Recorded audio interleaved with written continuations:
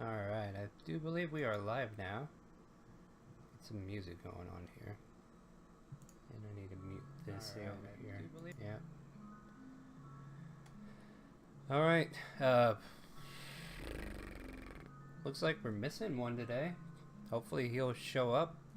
But we're gonna have to get started here. My name is Starwin. I'm running Chaotic Streaming here, where we stream some D&D campaign. We have at least 4 adventures here today. We have Oscar,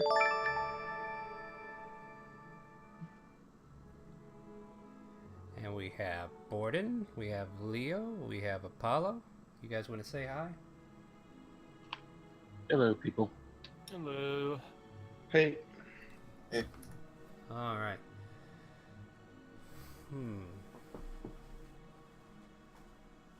So, recap. Last time we were playing, we had a busy situation going on. First, we had to deal with some werewolves. With the help of a bard who joined your party, who was able to point out to where some silver weapons were located to make a couple of the non-magical weapon wielders effective. You guys managed to ward off 3 werewolves with your party, and help, calm the town down as far as any more werewolf attacks. After that point, you guys, you guys went back to bed, got your full rest, and the next day you followed up with some random shopping and, plate mail for Leo and a few other nicks and knacks.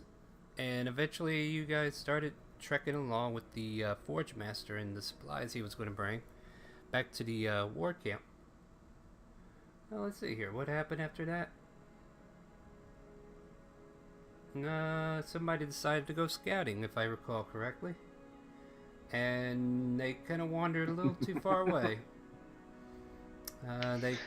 They found the attention of a shaman of sorts, one of the orc shamans, and his little pack party, and he brought them all back to you guys, and you guys managed to dispatch them, take care of it, made with some very well commands, and yeah, you guys managed to polish that situation up. And about that time, you heard a distant roar. 2 dragons seemed to have spiraled out as you guys got closer to the crossroads. And after hearing the roar and then all of a sudden seeing these 2 dragons, you guys notice a cackling of sorts from behind. And who would you believe it was? None other than Minerva, just cackling up a storm up in a tree branch, just like she's been doing for a while. And she seems to be glowing this green-like energy as these dragons are going at it, right over the war field where these 2 battles were about to take place, or these 2 armies were about to go at it. And as the dragons continued fighting with each other, devastating the ground with either flames or impacts from their blows falling from the sky and landing on top of all these orcs or human encampments or the allies or whatnot, Minerva's just cackling her head off, and apparently one of your party decided to try to sneak attack, assassinate her. That did not seem to go too well. And then she just kind of snaps her fingers and introduces one of her cohorts, Medea, who is a shadow monk of sorts, who just kind of walloped on Zerath, dropped him to the ground in 2 of her hits, and managed to put him down 2 negative saving throws as she kind of walked off, and everybody else just kept their distance like we didn't do it. And she just kind of like, alright, yeah. And she kind of left you guys to your own thing as her and her cohort just kind of walked off. Amazingly, Zerath managed to roll a 20 on a death save, and that brought him back to 1 HP and fully, back to awareness. You guys traveled down into the encampment at that point, noticing the devastation. Both sides totally wiped out. Commander Kalman was found dead. You guys did everything you can to do like a triage help, both Borden and Apollo assisting in any way that they can to like alleviate, like Spare of the Dying, Song of Rest, anything to kind of help, fluctuate health to get everybody back up as best he can. From there, they're just now evacuating this whole area, so there's several commands being given by this dwarf who is going to try to march them back to Felran. And you guys, you noticed the body of Commander Kalman. You reported to the dwarf. Also, you kind of noticed this woman just riding across the field on a horseback who was kind of traveling towards the same direction that you guys were. But, nothing really transpired from that. Eventually, you guys saddled up, got back on your way, rode to an old lumber mill that got devastated in the dragon attack, and you found a survivor and laid to rest his best friend. As one of the dwarven survivors kind of walked with you guys, or he mounted up with you, and you guys traveled back to Felran. Night started to set about 12 a.m. in the morning. I think it was Apollo who kind of noticed off to the west a little ways the visage of ancient ruins that were ghostly, kind of similar to the ruins that Oscar and Borden witnessed a while back. You guys took note of it, and then you made your way to Felran, where you guys went to the inn and pretty much turned in for the night and hopefully figure out what to do the next morning. So with that, is there anything during the night as you guys turn in that you need to either go over, accomplish, or discuss? Maybe even talk amongst yourself down at the tavern or whatnot?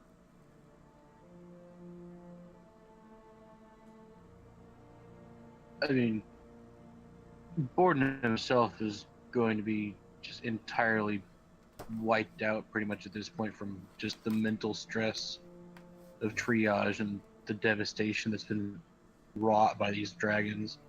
No staying awake tonight. He's turning in as soon as the bed is open. Yeah, so basically the innkeeper knows you guys coming in. You guys were there before, so he kind of offers you up keys, and I'll get the gold from you guys in the morning. He kind of gives you that kind of trust about it. And you guys kind of got these ghastly looks on your face. I mean, just from what you all witnessed up to this point, it's been pretty intense. And at this point, you guys just kind of turn in, try to get a full night's rest, which if you were at any damage, if you use up any of your hit dice, you can get half of them back. And you are now back to full health. Spells are recharged. It is the next morning. You awaken to the sound of soldiers marching in, pouring in from the southern encampments as platoons are being organized in the northern end of the outpost. You guys start to, you hear all this noise being yelled and shouted as all these troops wearily get into their platoon area where they can all start figuring out what we're going to do. At this time, you guys can make your way downstairs, have your breakfast, and then talk about what you guys want to do for the day.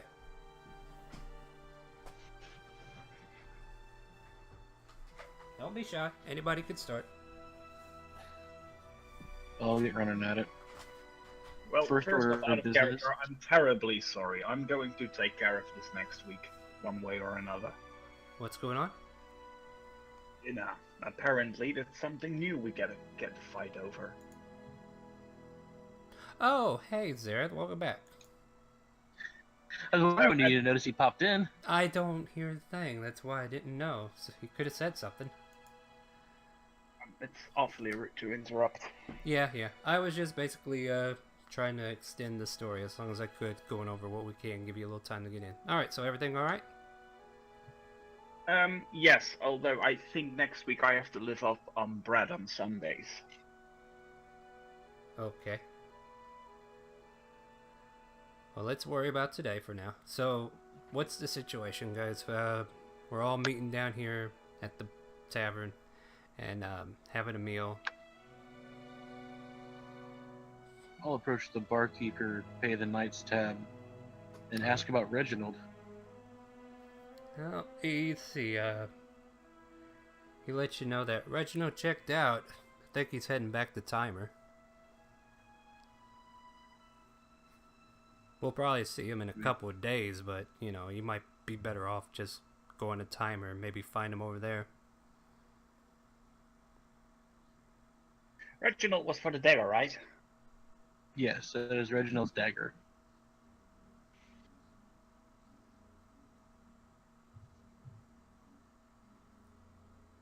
No, I mean, DM, is there a crowd in here that I could possibly play for, or is it too early in the morning? well, it is kind of early, and most of the atmosphere here is kind of sour. Trying to lighten the mood probably wouldn't hurt. Definitely like a big morning crew that usually comes in, like these encampments where like shifts and watches are switching out. As you guys are waking up, there's like people coming in from a watch, and there are those who are getting ready to go on watch. So there's definitely a good stream of people coming in and out. We're talking about maybe 30 people at least inside here at a time. Okay. May I try to perform? Yeah, go ahead.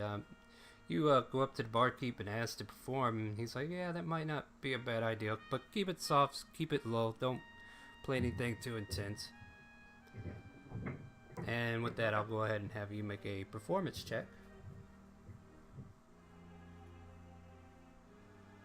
You play this nice, soothing melody that kind of overtakes everybody, and they're kind of like, definitely puts the mind at ease, makes you feel a little bit better about things, and you know, just trying to make the mood lighter, and everybody's kind of getting into the music. So yeah, you after panhandling a little bit on that, you've gathered up about 22 gold coins as patrons throw you tips for your playing. Let's see here. So yeah, you guys are now kind of listening to him play, and then after he comes back and joins you guys after his set, you guys are now free to try to figure out what you want to do from here on. So what do you guys want to do today? Is We should there probably go any see news what's going on for with the soldiers. I'm sorry, one at a time.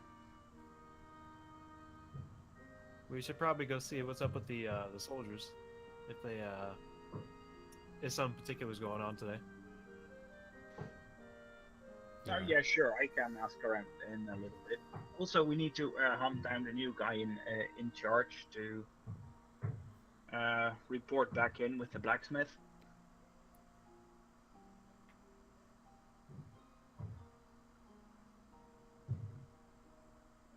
Anybody else got anything they want to chime in on? Hello, can you guys hear me? Yeah, I hear you. I heard you. Yeah. Borden, Okay. Oscar? Say, I don't believe we interred the previous commander's body yet. Yeah, we do have a couple on the wagon.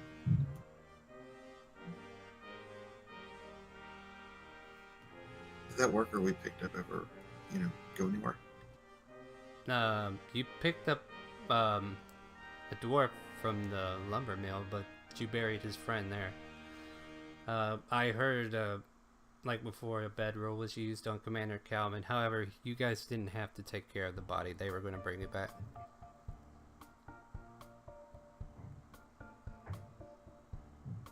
I mean, basically, they're bringing in the corpses of all those who have fallen as best they can. And Commander Calvin's definitely like one of the main ones that are coming back on this trip. And they had all the wagons. I had imagined you were all like on single horses, and your wagons were kind of commandeered in order to take care of this situation.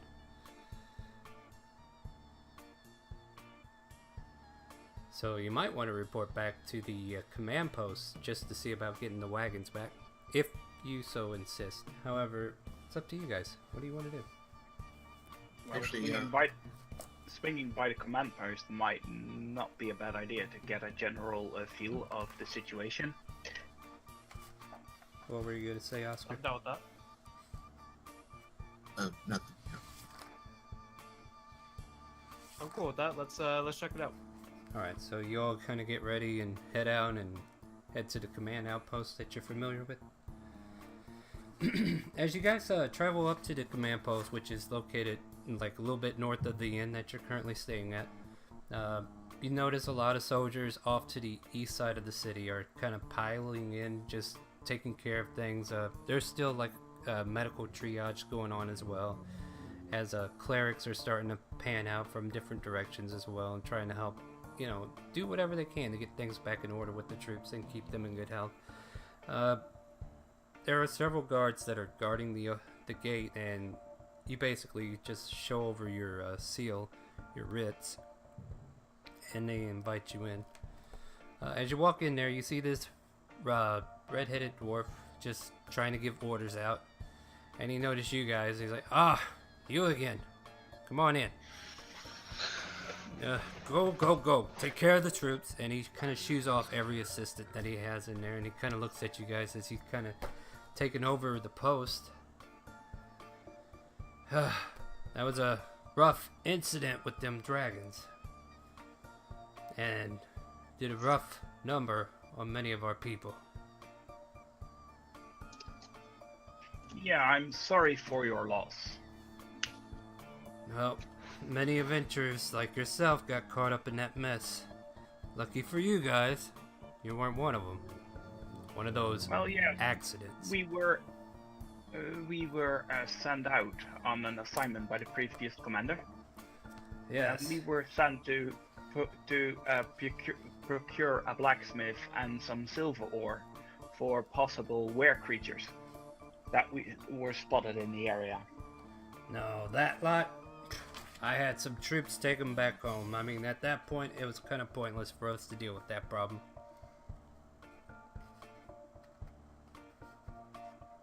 So we were wondering if we could get our reward for the job, and possible pick up a new one if the rest of the group agrees. Yeah. He's kind of looking distraught and everything. Sure. Let me see what I can do. Honestly, and he pulls out a sheet of paper and he starts writing down in it. You guys are going to have to go back to Timor if you want payment. I can't issue you anything. However, I will put down that you've done these deeds for us and that you completed everything that Commander Kalman asked and reported back and all that good stuff. And he stamps it and hands it over to whoever wants to reach for it. Seeing as I've become like the group accountant and secretary, I'll go ahead and take that notice. Alright, Borden takes it. Take that to the adventuring guild that you guys are signed up with, and they'll be sure to pan out whatever we can, since they're directly connected with the treasurer who deals with that nonsense. So yeah, unless you boys need anything else, I'll let you guys get on your way. As you can see, I have a lot on my plate. Yes, well, thank you for your time, and the best of luck to you. Yeah. Same to you.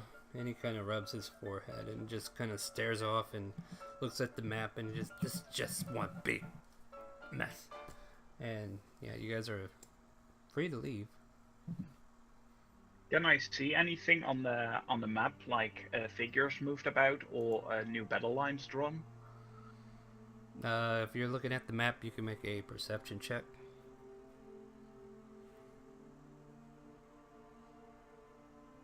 Only thing you notice is a couple big red X's that are kind of like where you guys were, where that big battle was planned to be taking place.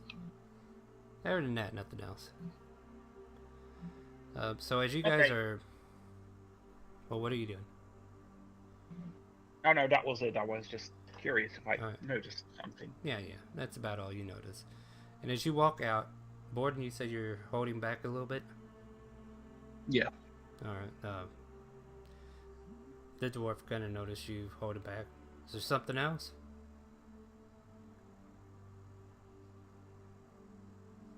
Yeah, I'm gonna pull a small pouch from, my belt loops there, and hand him 100 gold out of my own pocket just to help with rebuilding and resupplying. He puts it back. That shit was hell. Yeah, he puts it back in your hands. Says, "No, you need this. Trust me." the kingdom will provide. Don't worry about us.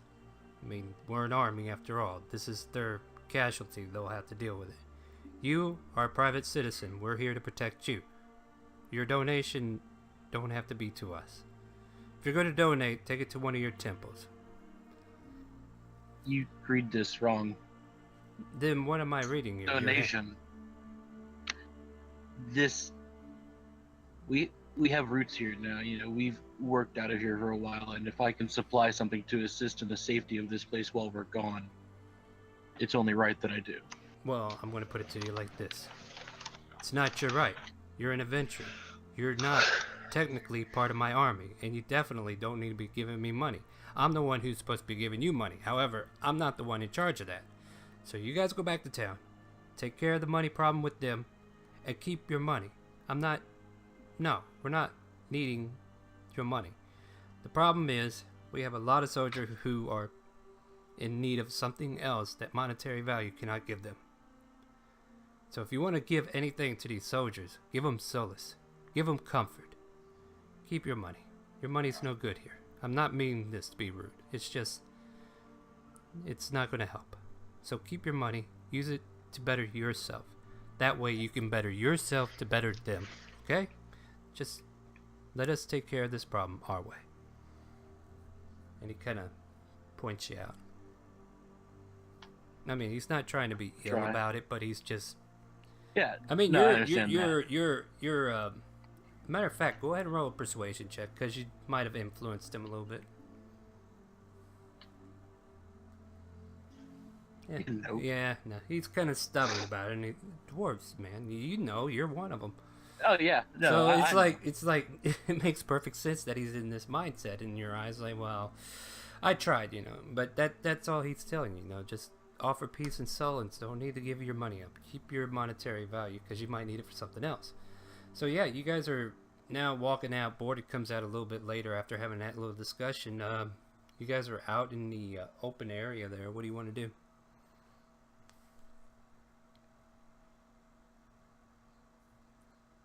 Yeah, I say we check out that sort of ruin that I pointed out to you guys earlier. It seemed kind of, I don't know, mystical.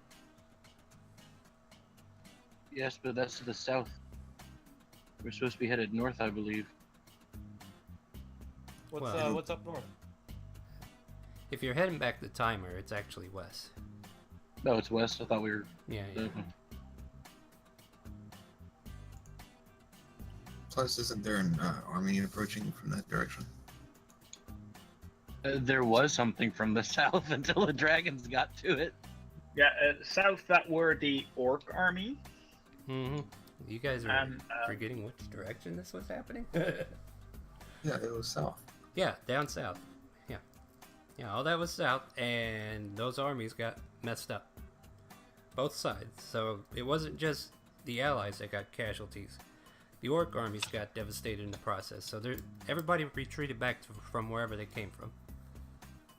Yeah, that's what I'm saying. We lost our defenses down there now. And so did they.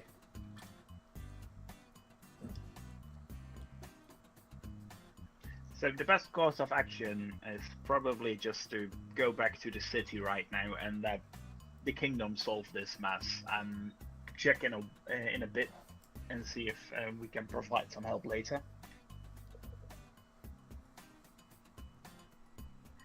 Okay, well, I'm all for whatever our group wants to do. So, plus, I don't think I've been to the city. I don't think. Maybe once or twice. You might have passed through there, like when you first got here, but you made like a long trip to go all the way to the east and then come back around. So this is probably like your return on the tour, or whatever you're doing. Okay. Yeah. So here's a question: you had wagons, you had two of them, since you had two separate parties. They got commandeered earlier from the troops. Are you going to make any attempt to try to get them back? Otherwise, yes, I'm going to do that. I walk back into the outpost, and any of you guys want to come along? I would like to get those horses and carts back. like you own the horses. The horses you guys have been riding the whole time. It's just your wagons that were commandeered to bring back dead corpses. We have horses? I thought those were coming You as well. were all riding a single horse because you all had a carriage that had 2 horses on it. And in order to make quicker rides to Ironforge, you all took the horses off the carriage so you could ride them separately and just ride them, on the back. That's the way I've been seeing it so far. So if I'm wrong about that, you can always try to correct me, but that's the way I saw it. No, that pretty much is correct, but that doesn't mean that the horses we were riding were ours as well, as in they were rental. They were our horses. They were given Just to leave it you at by that. the kingdom. For Doing, yeah, I mean, that was part of the I adventure. missed that then. That was at the very beginning of the campaign, like your session 0. Yeah, I missed that then. Sorry about that. No, then you're still, fine. I would like to get those wagons back. So, asking around, I'll let you make an investigation check. And if anybody's going to assist you, I'll give you advantage on it. Not needed. You ask around, and after a while, you find a couple of soldiers who have been kind of charged with breaking in the carriages. And you do see the 2 carriages, but they are occupied heavily with at least 30 corpses of sorts on it. Like they had to stack bodies on top of everybody, and it's just a bloody mess. And if you really want to do this, they're like, it's, it is. No, that's way too much Yeah, work. well, yeah, it's not only that. It's like they're not ready to take care of those corpses just yet, and to set them off, it just, yeah. I mean, it's not like I mean, you could do it, but at the same time, it's like, do I want to? Do I want to be rude? Do I want to, because it's like you're, disrupting the dead. Yeah, exactly. So that's not something that I would like to do. But did anyone come along with me?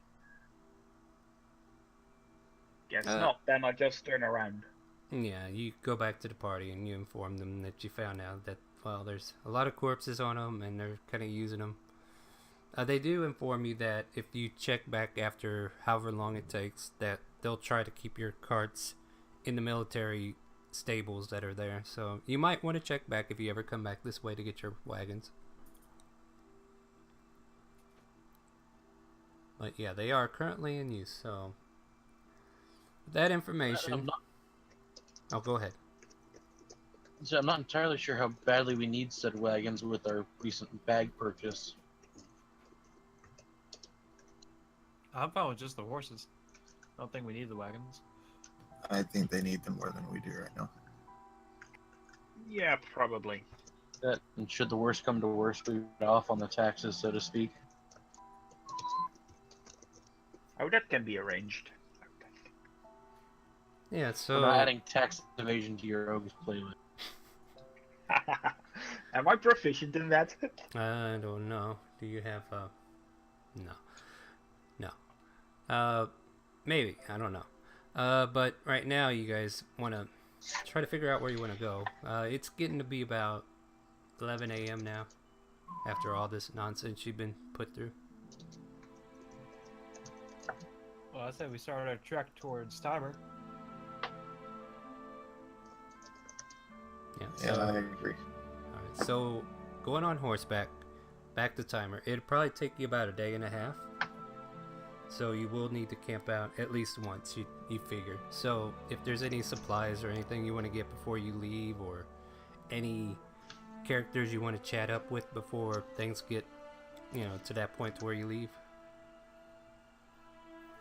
Might want to pay Gretchen a visit for one. The Ali chemical. Yeah, who wants to see Grammy? Has Zareth met Grammy? I don't think so. I don't know. So yeah, This is gonna be good. Yeah, no, we're Because seeing Grammy. She is not on my list of people of interest. yeah. Well, I'm actually going to join Bournemouth. So. I will just tag along. It might be fun. Well, everybody might as well come for the fun, right? So, yeah, Borden's like, hey, I know this place, and you guys walk up to this I mean, place. I'm not too keen on her myself, but I know this place, right? Yeah, it's called the Al Yi chemical. There's like a chemical, like a chemist type board that's just dangling up there. And as you walk in, you see a green skinned dragonborn. She's a old lady. And as you look around, you can definitely tell she deals in like health potions and other secret project items. A lot of alchemical fragrances hit your nostrils as you walk in here. You can smell things from like ginsengs to, very herbal incenses that are hitting your nostrils. And then there's some foul, acrid type scents that are coming from like the back, which make you think that maybe there's something more vile being dealt with. She noticed you all walking in, and she's like, welcome again. As she notices Borden and Oscar. Your other friends are no longer with you. Fortunately, they had other business to take care of. It's a shame. So, what can I do for you all? Well, I'm just here to say hi. People said this place was interesting. Yes, very interesting. Do you need potions of sorts? I did get a new stock in. Well, I would have to pass. I'm broke. Pity that. Am I hearing a cat in the background? I've got a cat who's like molesting me right now. He wants attention. Oh, okay. I'm about to say that. Now the dream. Now the dream. I kept thinking somebody was shying away from Gret, and they're like, yeah. But yeah, she kind of. Well, that's a shame. Brennan, do you have a book on a potion making for a couple of gold? Like the I don't basics. sell books here. It's potions or nothing. I have vile potions. I have good potions. I might have potions that flip your lid, child. No, I don't sell books. My secrets are my own. And she kind of waddles back behind the counter, disinterested. You said there's a new stock. What are we looking at here? Oh, I've managed to take some time with some of the herbs that have been picked for me. Don't worry, they're not the herbs you picked for me. I'd hope I'm not drinking those. I've managed to come across 5 more healing potions, just regular. And how much are you wanting for them? Well, the asking rate is always 50 gold. I will definitely take 2. You know what to get. She pulls out 2 vials. That'll be 100 gold then. I'll pass it through.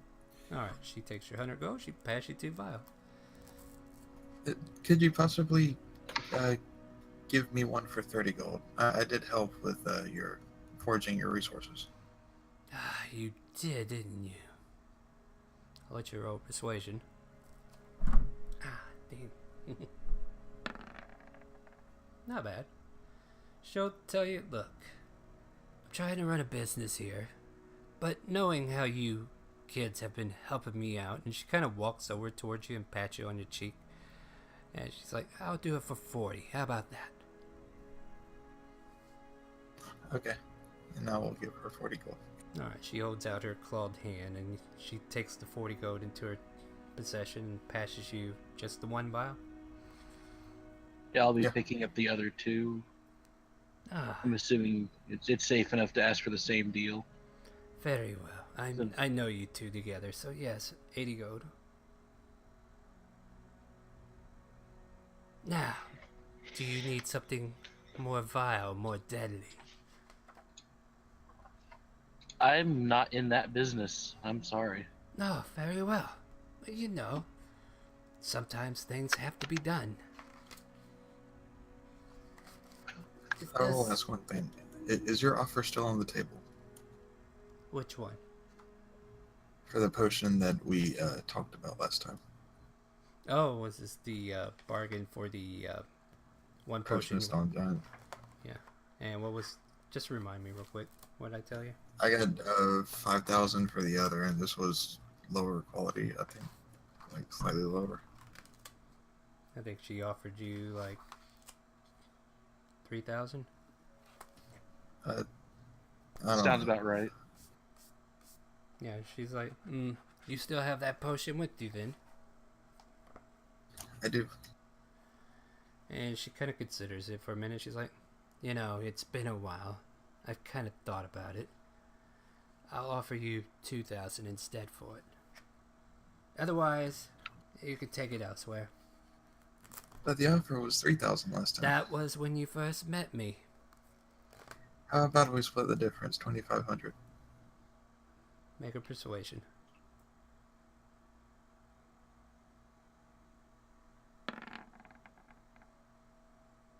You roll an insight.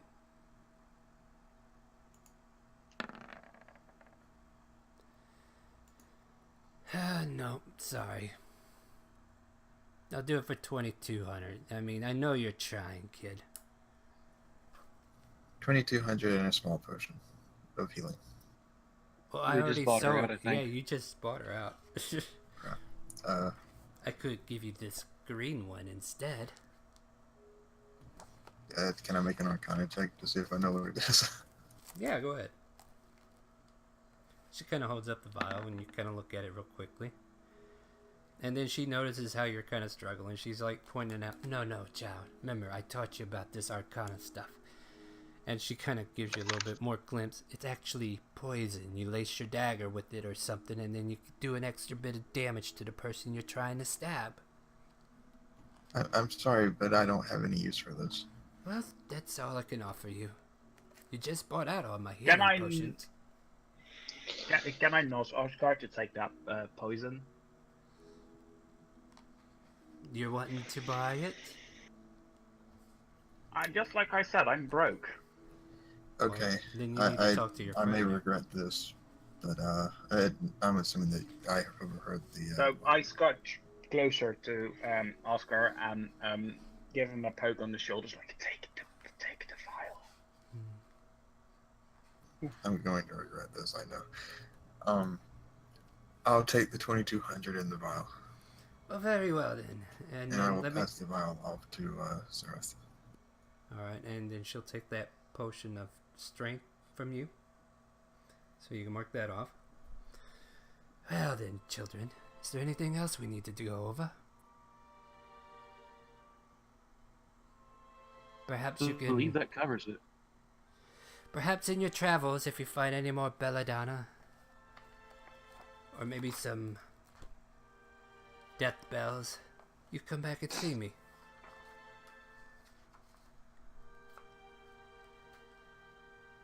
I'll just non-committally, give a grunt and start my way out the shop. I'm not a huge fan of collecting poison reagents for her. Yeah, no. Oh, I am. Yeah, our poison crew just isn't here anymore. So yeah, she No, just we've replaced them more or less. yeah, more or less. And she kind of gives you all a toothy grin, and she kind of goes back to her thing, and then you guys are left to walk out. While we walk out, Zareth, what do you plan on using that for? Hey, you never know when you need to poison something. Like a big angry orc, for instance. As long as you use it during fights and not Well, otherwise. preferably before, because coating your blade in poison during a fight is pretty stupid. But yes, and I promise not to use it on you guys. Well, Famous last words. I don't think I was referring to us in general, but I appreciate it. All right, so you guys walking out, you had this conversation. What do you guys want to do now? You want to go to the local theater, take a movie, have some popcorn? Don't think there, but No, I was just. No, guys, let's Yeah, move back. it sounds like it's a horror movie anyway. Nobody really likes those as much. Yeah, so unless there's any other supplies you want to go after, like at the general store or anything like that, you guys are welcome to go ahead and start heading back to Timer. There's no Arcana in this, is there? No, you're in an outpost that's not really equipped for that kind of thing. And if you were looking for an arcanium of sorts, Timer would be your best bet. I would like to see at the general store, see if they have any traps, like bear traps. Oh, that's interesting. So yeah, let's see here. As you walk across the street, actually, there's a place called Cricket Stocks, and this half-elf woman, she's dressed in green cloaks, and she, you know, you kind of see like a stand where there's like hides of different animals being dried out. Yeah, okay, I'm just reading my notes about her. And yeah, she. Is there a bear trap in the thing? She kind of greets you as like, "How may I help you?" Hello, I'm just looking for simple traps, whether it be a bear trap or just something I could possibly lay on the ground. Maybe just something that when it's triggered, it will go off. You know, stuff like that. Nothing too complicated. Well, don't technically. Let's see here. See what this is real quick.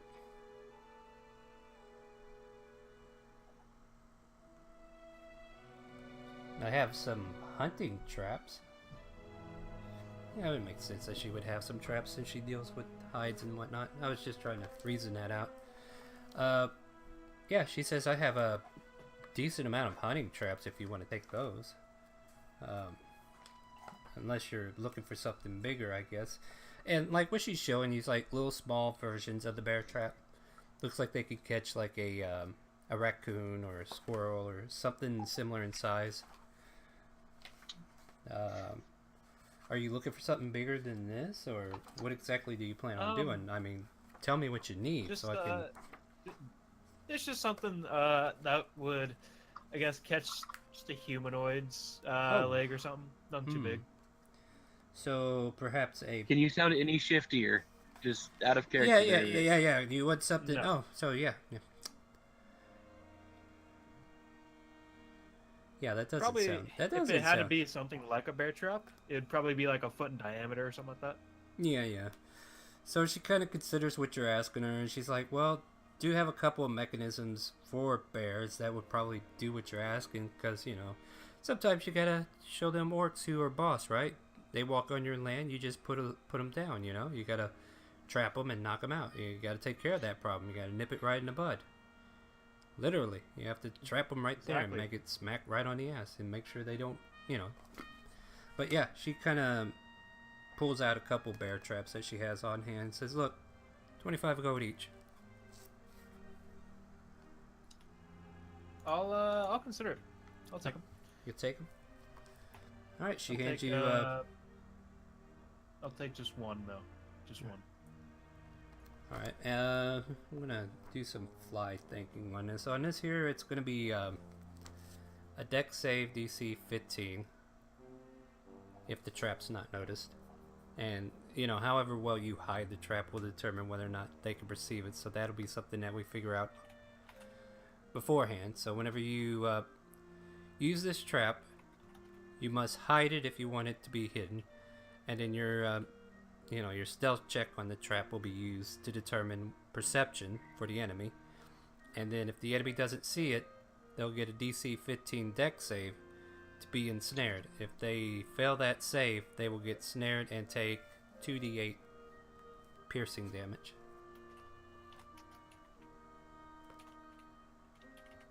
Okay, I have that written down. Strength check 15 to pull it apart and break out of it. Just to put it as a side note, so if, in case one of you accidentally get hit by it.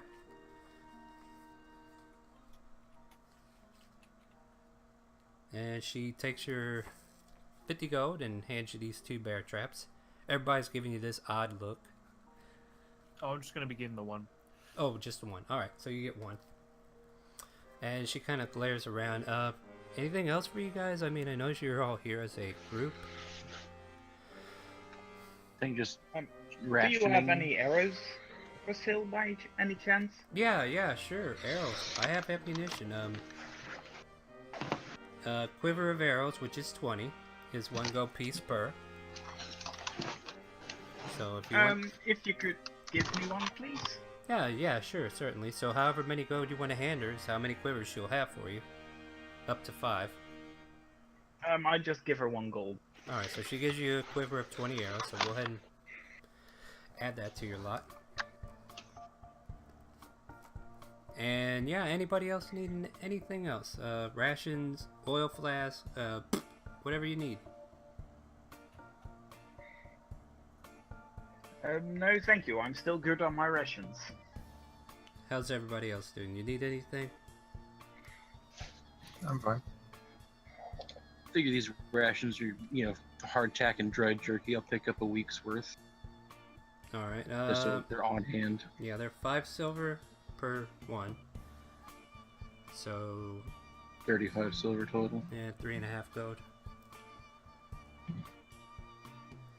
Alright, so she takes care of you on that, and she kind of looks around. Anything else for you guys? I mean, pretty soon here, my supplies are going to be going down real quick. Thanks to these troops muscling in. Oh, is there? Do you have a tinderbox at all? Oh, yeah, certainly. Most certainly. I'll take 1 tinderbox. Yeah, 5 silver. I'll hand her the 5 silver. Alright, but anything else for you? I mean, I am good. alright, well, yeah, if you guys need anything else, let me know. And she kind of lets you all go about your business, unless you want to shop around. No, I'm pretty good. I say we should start making our way to the city. Yeah, it's about noon now. Yeah, good idea. Alright, so everybody's ready to head out? Yep. Yep. Yep. Alright, so yeah, you guys start traveling out from Felbrand, heading west. Somebody's running into their mic there. Careful. Okay. Alright, we good? Alright, so yeah, you guys start heading west from Velran, and you spend the better half of the day getting some distance between you and the outpost. Let me go ahead and get perception checks all around.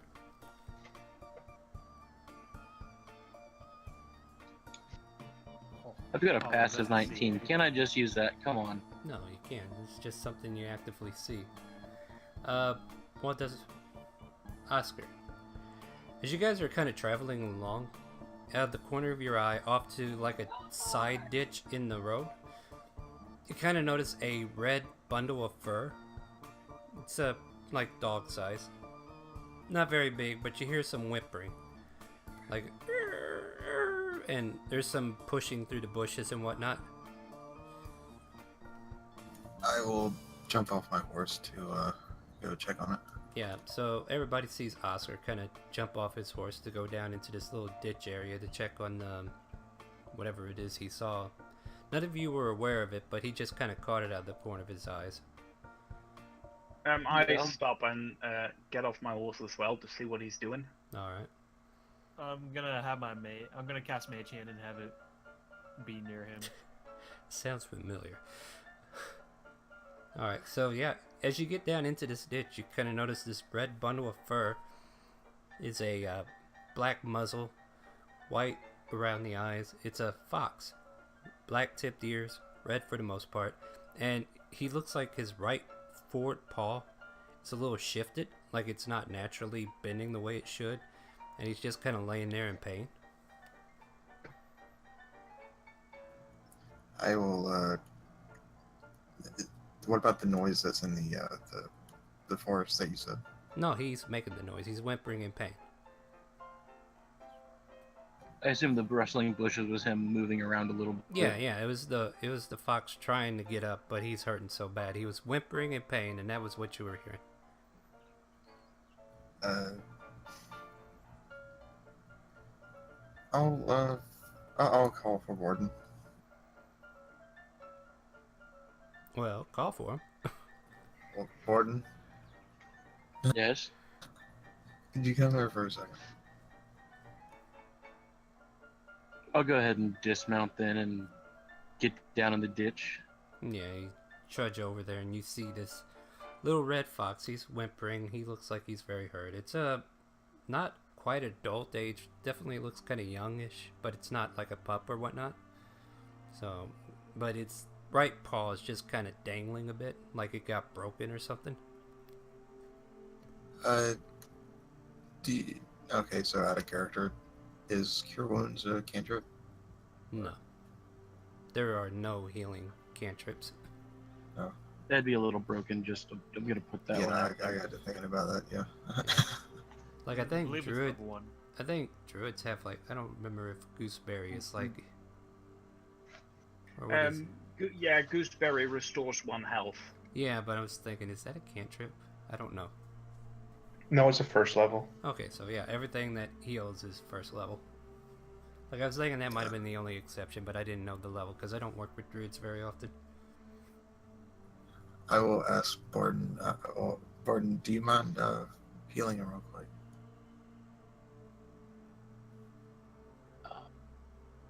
So how far out from Felrand are we? Just so I'm not gonna heal this thing. It's gonna go right in chicken coop and be dead tomorrow.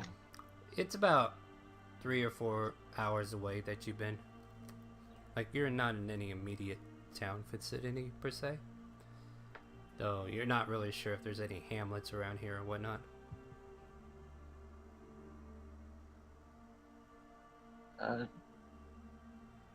You say it's broken. Like how?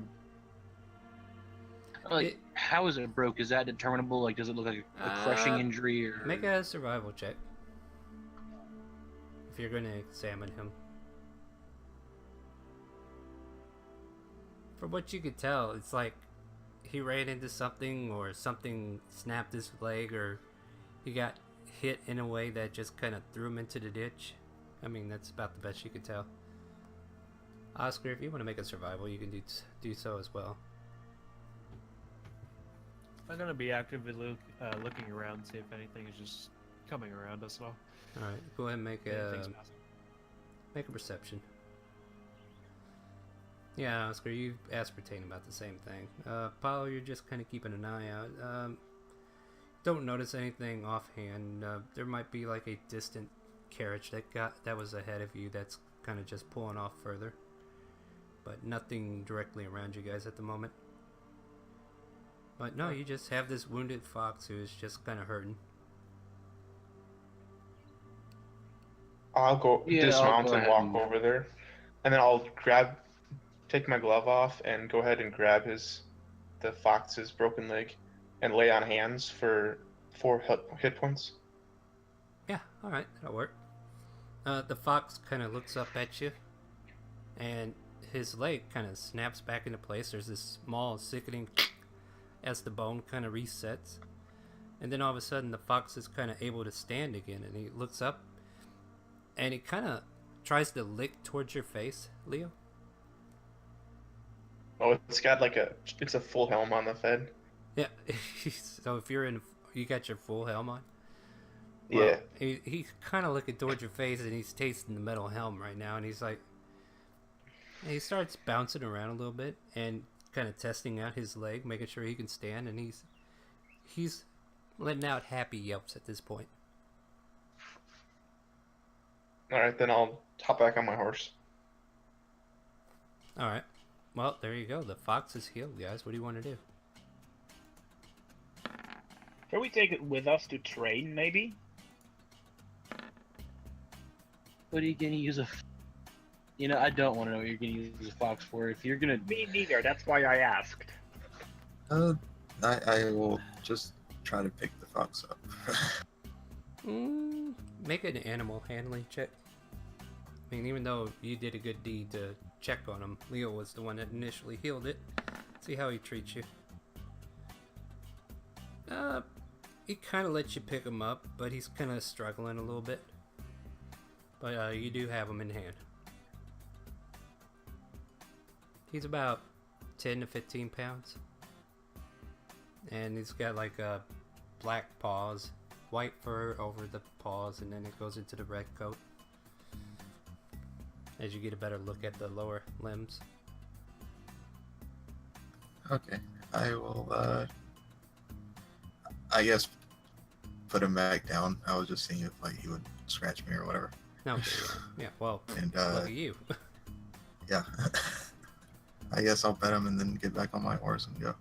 Alright, so yeah, he kind of walks towards the direction where you guys are. And you guys all mount back up. Yeah, I'm not walking the anymore. Yeah, I'm mounting back up as well. So yeah, as you guys start traveling again, the fox seems to be kind of keeping up with you guys. Well, if he's going to follow us, might as well not make him tired. I'll dismount real quick and then pick him up and put him on the horse. He tries to get comfy. Let me see how that turns out. He falls off. Crap. Yeah, Okay, I tried. yeah.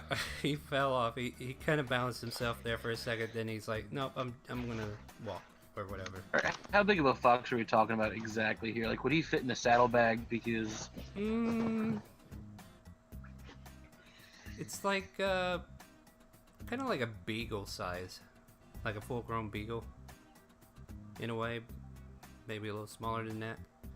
Like if we had a not. pack horse, it'd be fine, but we don't have a pack horse. We have riding horse.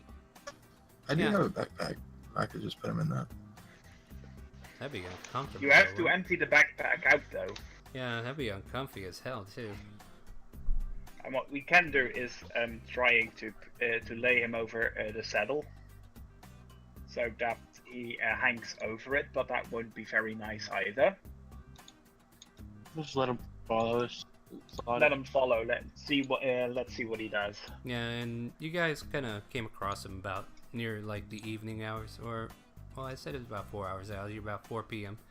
So yeah, you guys want to keep going now? Yep. All right. At Yep. this point, it starts to get late, and your fox friend has been keeping up for the most part.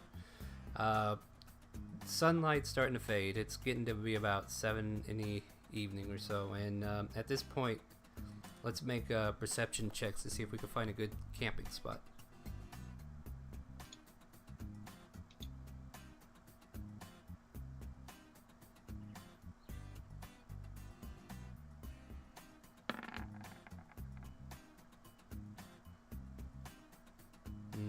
That's 3. Who else am I waiting on? There's 5 Oh there. wait, no, okay, never mind. That 3 threw me off. I thought I was looking at something else. Alright, yeah, so with Apollo's suggestion, he kind of or Borden even. Yeah, Borden and Apollo both kind of point in the same direction.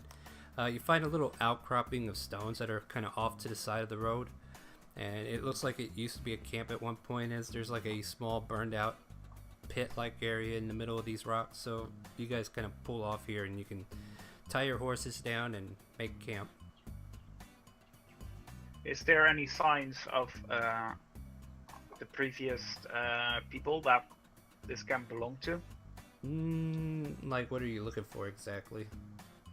Like tracks, just seeing the general reason why they left. Oh, make an investigation. If they left in a hurry or... Make an investigation. You try to find tracks, but you really don't notice anything. So if anybody left this recently, it doesn't look like there was any kind of panic or anything. Okay.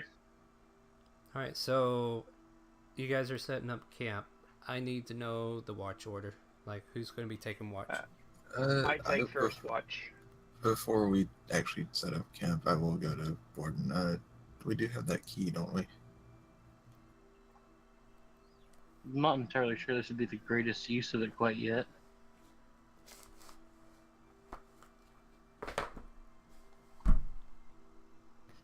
You're probably right. Okay. We're on. I'm assuming this is a moderately well-traveled path between two reasonably sized, settlements. If shit's gonna go down, like, Yeah, you're right. Alright, so we're just gonna camp out normally? I guess. Alright. So now I need a watch list. Who's on first? Zareth takes first watch. Alright, so I'll sit with him first watch. Leo's gonna sit with Zareth. Yep. Alright, so one of you make a perception check with advantage. Pick who first before you start rolling. Zareth, you roll. Oh, my rolls suck, mate. Well, you've already been selected. Alright. So, yeah, the night kind of continues. Did you guys want to have a talk or anything before anything, like shift change? Is that fox? Is the fox still with us? That's a good question. As you guys are actually setting up the camp, you notice your fox friend is just kind of moping around, just like, hey, just being like, I'm here. So, yeah. I throw in a bit of dry rations. He likes that a lot, or she, I'm not going to assume, and chomps it down. you're the GM, you can decide. I know, but nobody's checked its sex, so I'm not going to tell you. I'm not going to assume the gender of this fox. It's a fox, it's good enough. It's foxy, yeah. So yeah, the fox is there. You guys are setting up camp. Leo and Zareth, you kind of take out first watch. The fox kind of naps towards Leo, resting over where you are.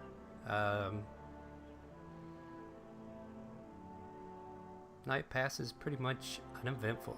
A couple hours pass, and unless there's anything you two want to talk about, your watch ends without a trace, or no scene of anything happening. Who has second watch? I'll take a second. I'll take a second with him. Okay, I wake up Oscar, Alright. and I move towards his bedroll and shake him awake. Zareth shakes you awake, Oscar. I'll go ahead and get up. No, So he far shakes there- you awake. You're not even sure if something happened. Like I said, I gently shake him awake. Oh, you didn't say gently. He I hear did you. not say gently. Okay, I didn't hear I it. will awake with a firebolt. What was that? Yeah, kind of like that, It's like, So, DM, how long was the first watch? you guys spent about 2 hours. 2 hours, okay. Yeah, you guys spent 2 hours. Was there anything you wanted to do during that 2 hours? I was trying to give you guys a chance to have a discussion, or if there was anything you needed to go over. I had nothing. All right, so yeah. Me neither. So you two are now free to go to bed. And the fox kind of perks his ears up as Leo kind of leaves where he was watching. But it just kind of stays there. So if you wanted to sit by the fox, it would let whoever wanted to sit by it. Nope, I'm gonna go find a tree to lay next to. Alright, so Oscar, was there anybody else who was taking watch with him? And Apollo was. Gality, so I move towards him next and gently shake him awake. Alright, I'll get up. Move. So I'll Apollo get done. So Sure. Apollo and Oscar on watch. Pick who's going to do the perception check, and you can do it at advantage. I'll do it. Yeah, let him. Alright, so Apollo's on watch. No, or on perception duty, so go ahead and roll. You, it's kind of distant. But you hear like a loud thud or something impacting, maybe like a rolling thunder or something that just hit ground. And there's a brief moment where you're kind of feeling vibrations, but it goes away. The fox kind of perks its ears up and kind of looks around, uncertain what just happened. But the night goes quiet. Nothing really comes of it. Is there anything you want to do? Can I tell what direction it came from, or is it enough to where you can't really tell? It seems like it resonated from the south, but it's odd. It's like it must have been like a natural thunder or something from the sounds of it. At least Can I see clouds? See if there is anything. You look up and like the that? sky is pretty clear. I'm gonna tell Oscar. Hey, did you feel those tremors at all? What tremors? Yeah, you did. I did. Yeah, you I were thought- on the watch with him. I mean, you were both perceiving Yeah, this. He was doing the I did, perception. yeah. I mean, he was doing the perception for you. You both were up aware of it. So yeah. Yeah, and I'm going to take extra precautions. So I'm going to ritual cast alarm around the camp. All right. Do you want to check it out? I mean, since you have that down, we can see without this being unattended to per se. Yeah, and as far as alarm, like, can you set friendly? Yeah. You can get it to where. I'll set the rest of us and the fox. That way he doesn't set it off. The fox starts jumping in and out. Oh, good thing I did that. All right. I'm gonna grab one of my ball bearings, and I'm gonna cast light on it. Okay. And then I'll have my mage hand. I'll cast that again. I'll have it grab the ball bearing. I'll Okay. have it out in front of us about 20 feet from whichever way we're going. You send your mage hand out towards the road where you guys kind of peeled off from. Did you want to go like in the direction you're heading or the direction you came from? Or did you want to just go further south of that? Because like you're on the north end of the road. The road goes east and west, and then there's another patch of land to the south. I say we go check it out, Oscar. Yeah. All right, we'll head off. I guess across the road first. See if there's anything on that side we can see. If it isn't, hilly at all, or if it's There flat. are a few hills on this end. But Okay, then we'll go over and see around that area. so as you're climbing over one of the hills, looking far south, with the moonlight, since it's still kind of like just now at the full moon, starting to phase out a little, you do see like a shadowy billow of what might be smoke, but it looks very, very distant. Like you can't really point down the origin of how far away it is, especially with Is it there being as light. a lot of smoke? Or- Nah, it's weird. Like it's not like puff and billowy like an actual smoke cloud. It's like curvy and very solid in its own shape and form as it's kind of looming, but it's like black as far as you could tell, and it kind of blank, like if you were looking through the sky and there's like stars and everything, the blackness kind of blocks out some of the stars as it passes through.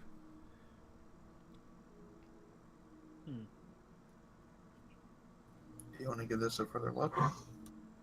Yeah, sure. Why not? Make an investigation check. And I'll let you both make one for yourself. Oh, he doesn't investigate anything. Well, I'm just gonna say that judging from how far this looks, it may take you a long, long time to actually get to where the origination of where it's coming from. I mean, that's about all you can ascertain from this. If we go too far, I can't keep an eye on the group, so. Yeah, I was thinking about that.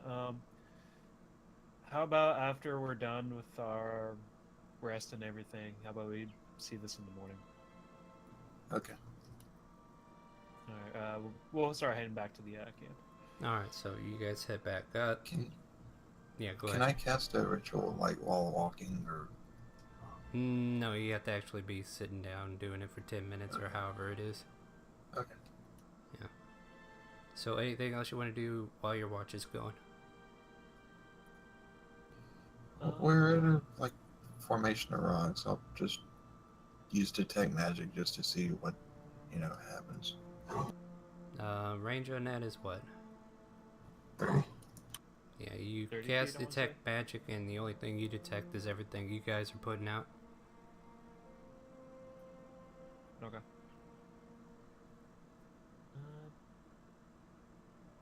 Okay. I'm done for the watch. I'm Alright. gonna see just behind our camp, if there's anything that seems just out of the ordinary, I guess, from the nature that's around us. Make an investigation.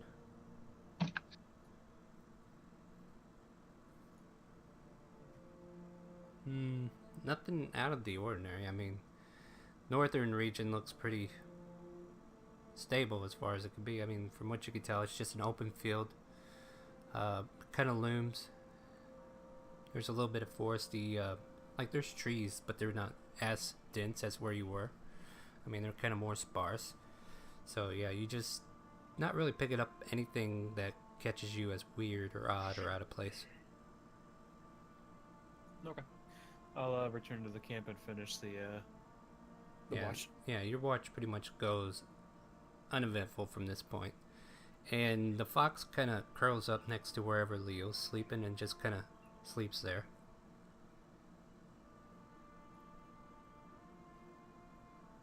So, who are we waking up now?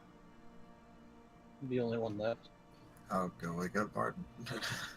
How do you want to do that? You want to shake him like the other guy? I will Poke him with a stick. Use mage hand I will to pick his gently nose. wake him up. Okay. So yeah, you nudge Borden away. Do you guys want to tell him Anything anything? happen? Not really. There was some weird behavior went south of us. Was it south? Yeah, it was south. How far? More than we should worry. So it's a good ways away. All right. Alright, so yeah, Borden, you're on watch. These two turn in. Go ahead and roll me perception.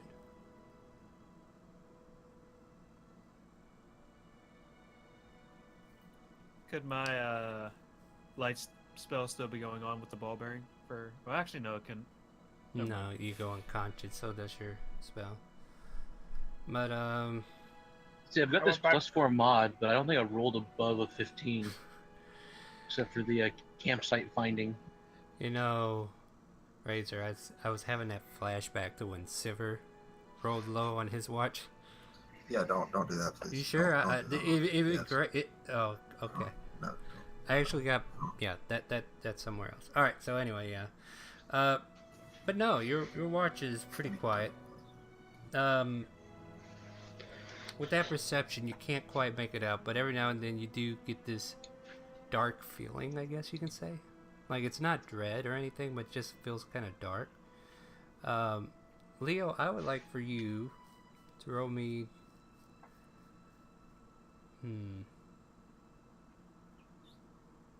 Roll me a religion. Okay. Nothing really comes to you either. I was just seeing if the goddess wants to talk to you tonight. She doesn't.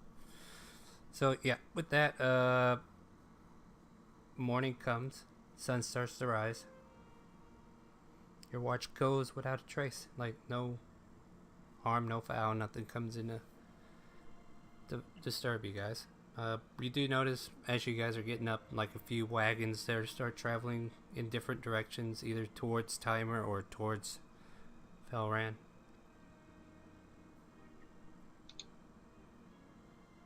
It's kind of Reginald. Do you happen to see Reginald on the passing horse or cart? Make perception check.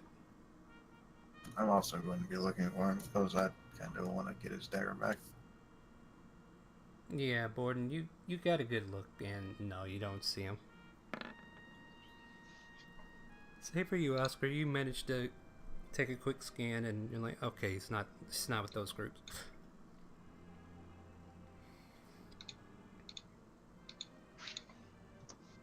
But yeah, you guys are now free to get your camp together and start packing up and start heading out again. Is there anything you guys want to resolve or talk about beforehand, or shall we just get right on the riding? I would like to ask Froden and Oscar if anything happened during their watch. Anything noteworthy, that is? Or should we just say, are we going to discuss that? We should metagame that ideal, but yeah, are you guys going to discuss what happened on your watch? Yeah. I need to tell everybody on ours. So there was a disturbance last night south of us, but it was, say a day's travel away. Okay, that's none of our worries then. What was it? If you could determine that it was like a day away. Oh, it was black smoke reaching all the way up to the stars. Yeah, we kind of got like a shimmer in the ground from it.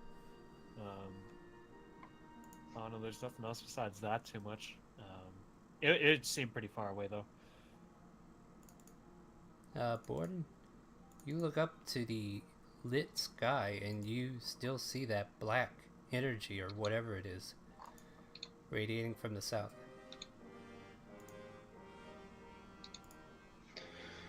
Does it look Is there evil? anything I need to do there? It's dark and omniscient. I mean, there's... Well, I mean, does it look like an omen?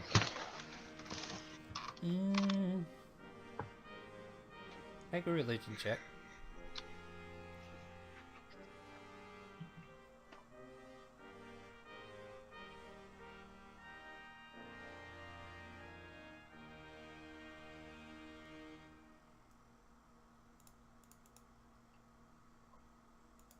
You make a religion yet, or? Yeah, the sheet. My browser decided to not respond there for a second. Okay, just want to make sure that we're not There it having a lot goes. of dead space. You do get the feeling that something of greater power has happened. Whether it's for ill or not is yet to be determined. But you definitely feel like something's at work. Okay. Well, I'm not sure what it means, but something's certainly happened. Should we go check it out? I'm thinking we should. Yeah, I say we should. And Leo, go ahead and make me another religion check now that you're aware of it.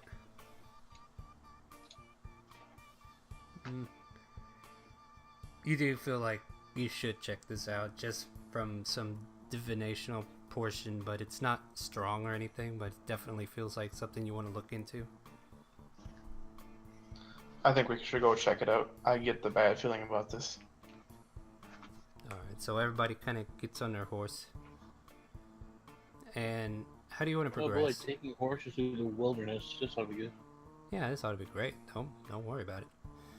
So yeah, how do you want to go about this? Do you want to just head straight down, or do you want to check to see if there's a road that'll curve off to the left or anything like that? I mean, how do you want to go about it? Gordon, do you still have a map of this area? I do have a Felrand area map, and then I've got more like a kingdom map. With that, I'll let you make a survival check to see if you can spot any roads that might be coming up. Just flat. Yeah. Well, you got a map. I'll give you... Well, you don't need it. So, yeah. You, kind of pinpoint where you guys are. You kind of gauge how far you guys traveled. You do get the essence that if you were to go up about maybe 30 minutes or so, you might be able to find a road that veers south from here that goes to one of the cities that are further south from Timor. So, yeah, you can either go straight through the wilderness, or you can go ahead and take half hour and try to find that road and head south. I don't know about the rest of you, but I think that road's a better option. Yeah, I think we should take the road. Yes, it would. Alright, so everybody gathers up their stuff, break down camp, and you guys start heading out towards the west, heading towards Timor. You guys spend about the better half of a half hour. You see another trade caravan starting to pass through as you're getting ready to make this turn. Make another perception check if you're looking for Reginald.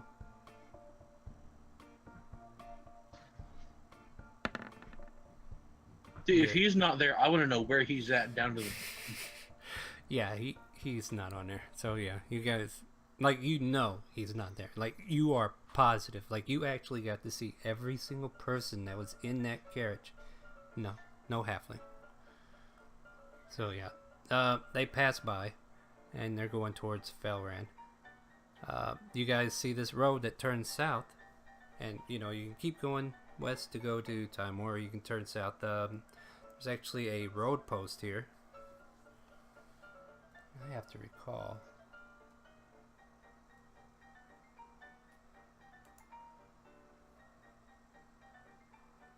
Well, that's around these. Alright, so yeah, you guys want to turn left, or, you know, take this turn south. And as you travel south, you spend about the better part of a couple hours.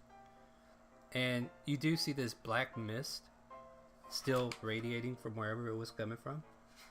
And as you close in on it, you're definitely getting closer to where it is.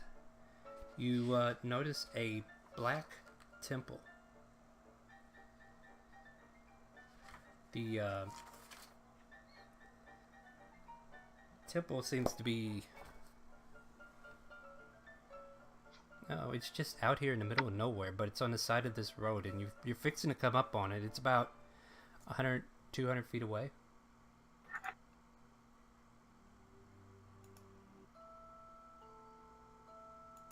Can we see anyone walk outside the temple? Can you see what? Can we see people walking outside the temple like they Well, there? since you're about 200 so feet away from it, why don't you make a perception check and you tell me? Or I will tell you once I see your perception. You kind of look in that direction. You can't make out any shapes coming in or out.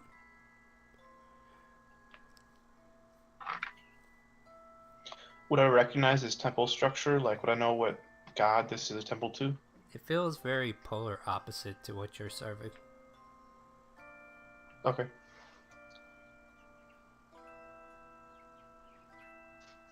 Continuing further, like, are you guys going to keep approaching? I will continue toward it. I guess so. Join, yeah. I'm gonna also keep a lookout to our sides, or just generally around us, see if anything might be sneaking up on us. Alright. Yeah, and I'm going to as we get closer to around 100 foot, I would like to dismount and try to hide myself in the forest. A little much. Alright. So you're going to make a stealth check. If I'm understanding correctly. Yes. Okay, as far as you know, you're hidden. What's everybody else doing as far as approach? I'm checking around to see, just as we get closer, nothing is, coming around us at all. It's a non-smoke, right? Yeah, you definitely see this black mist, and Could I do an Arcana check to see if it's like magical in nature or spiritual? yeah, Or, go you ahead, know, go ahead. It's not.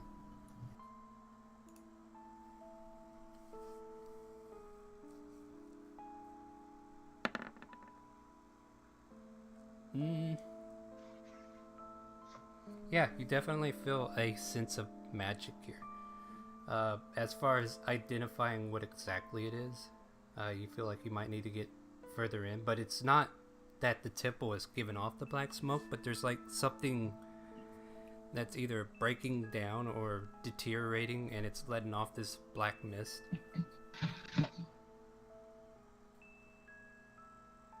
Does the black mist have any poisonous properties, like breathing it in might get you sick?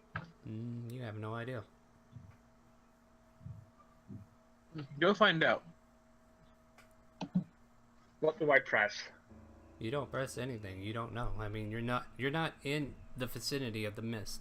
Like, the mist is radiating off the top of the temple. You're not in any danger at this point. At this point here, you guys are about what 40, 30, 50 feet away. I mean, give me some dimensions, guys. Tell me where we're at. Yeah, I'm approaching. I'm Okay. slowly approaching as well, creeping along staying in the forest. All right, so let me paint the picture for you.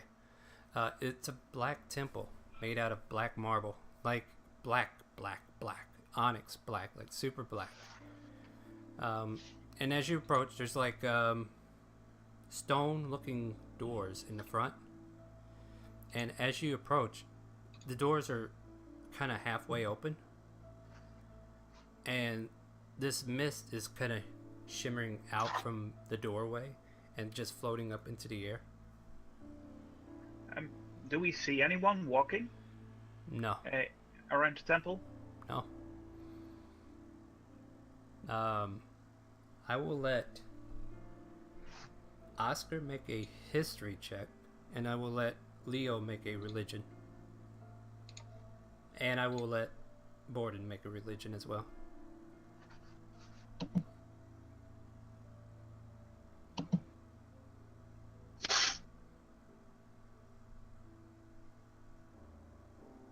So Leo, Would I have it's- heard or seen anything that resembles something like this? you know what? You would actually be able to make a history as well. How weird. It's almost like the gods are being darkened in their vision. Paulo, from what you can get, Oscar, you need to make a history as well. Let me see if yours is any better.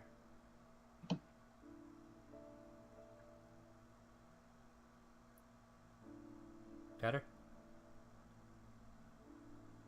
He's muted. He must be doing something. While we're waiting on him, would I be allowed to make a history check to determine the age of this temple, stone cutting wise? Tell you what, go ahead and make it. And let's see how much information I can give you. Make an investigation or history. Yeah, history will work.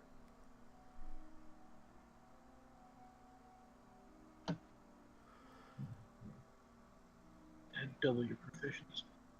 So 6 is modifier there.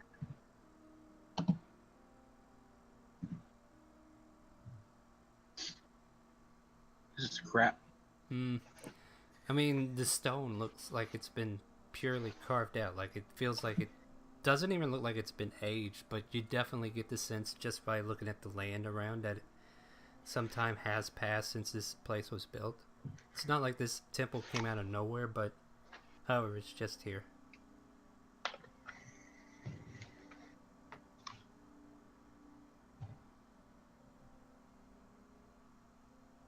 Alright, so with that history check of yours, Oscar, are you back or no? What's going on?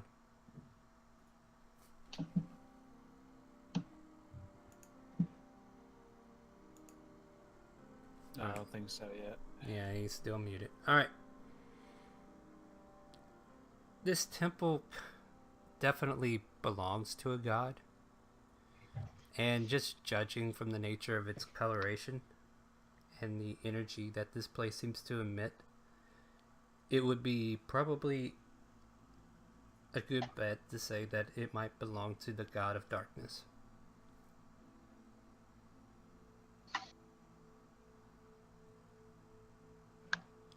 Do you guys want to do anything else to proceed into this temple?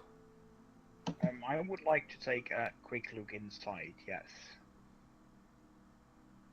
Good, very well. Alright, as you... As I do so, I take my black scarf out of my bag and tie that around over my nose and mouth to cover myself for any possible poison stuff. All right, fair enough. Yeah, so you're under the impression you might get poisoned if this mist comes in contact, so you quickly, mask yourself with a scarf. As you kind of approach in, I want you to go ahead and make a perception check as you peek in.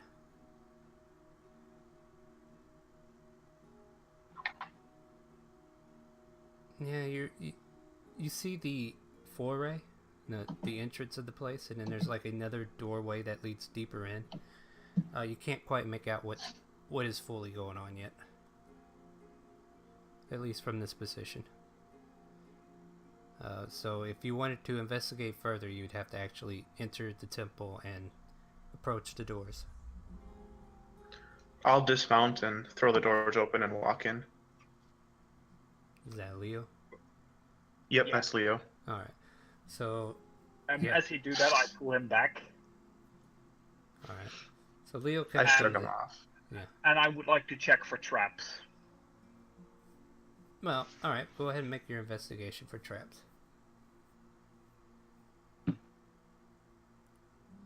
You scan the door over, and it seems pretty mundane. Like, it doesn't look like anything is trapped on it. No, it's not locked.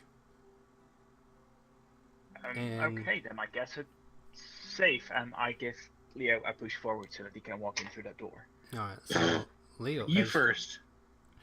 who wants to go first? I will. Leo will.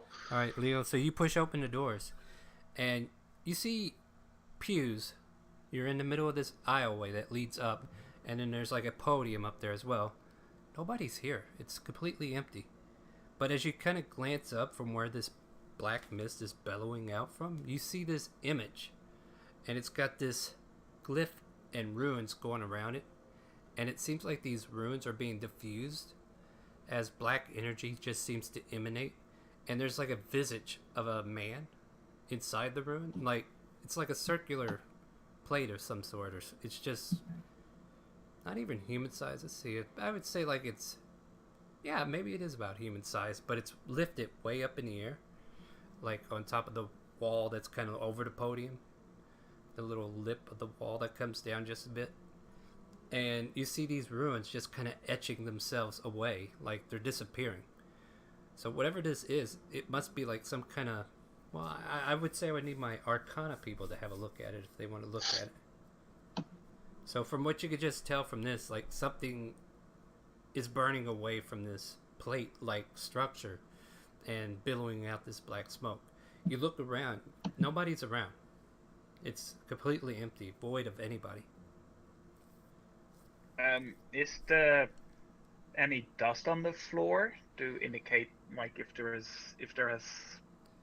Oddly enough, you find this place in pristine, like totally, like, you know how precipitation can take away stains and dirt and filth? Feels like this place has been constantly doing that to itself. Like it just seems too clean. I spit on the floor just to check it out. Well, your spit lands. It's there. Alright. I'm assuming looking in we can see some kind of religious iconography. Yeah, there's like, well, there's nothing like Bibles or anything in the pews or anything like that, or it's just No, the I mean, basic but, you know, like, podium.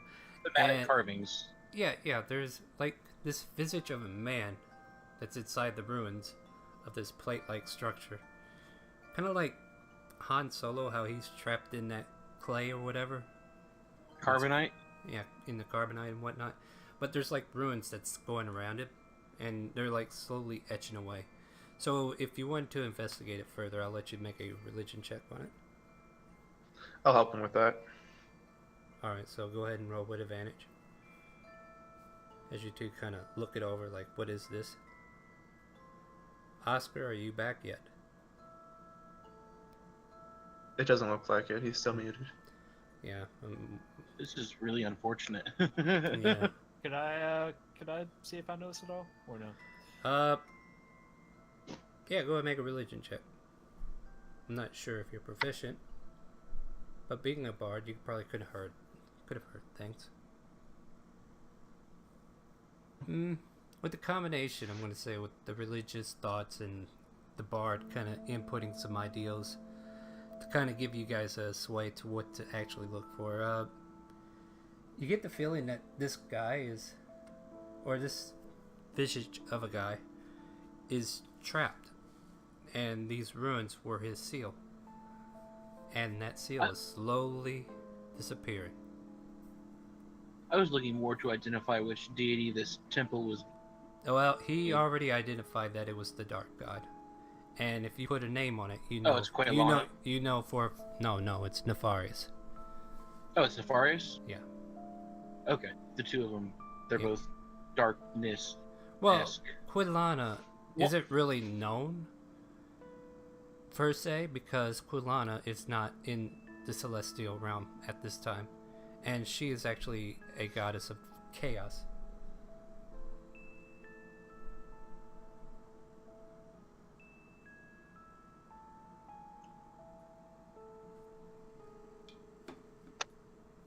But yeah, you're in this black temple, dark powers, this etching away, and as you're looking at the ruins, you could definitely see there's only 3 left. And as time etches away, you can see the third one slowly dissipating. It's about halfway done. And give it about a minute or two, you definitely see the third one fade, and there's only 2 left. Is there anything you want to do? Is there any sort of feeling? Do these runes need to stay, or is this something that it's? I don't want to say foreboding, but what's the impression I'm getting from this thing exactly? Well, you get the impression that this is the Dark God's temple. There are not very many of them, and those that do exist definitely emanate power or some kind of working that is going on. You might get the sensation that if you were to interfere or do something to, change the way things are directly, that you might earn the ire of said god. And Nefarious has been known in the past to insert his presence within the underlying meaning, but he's not, he makes sure that he still abides by the celestial laws of not interfering directly.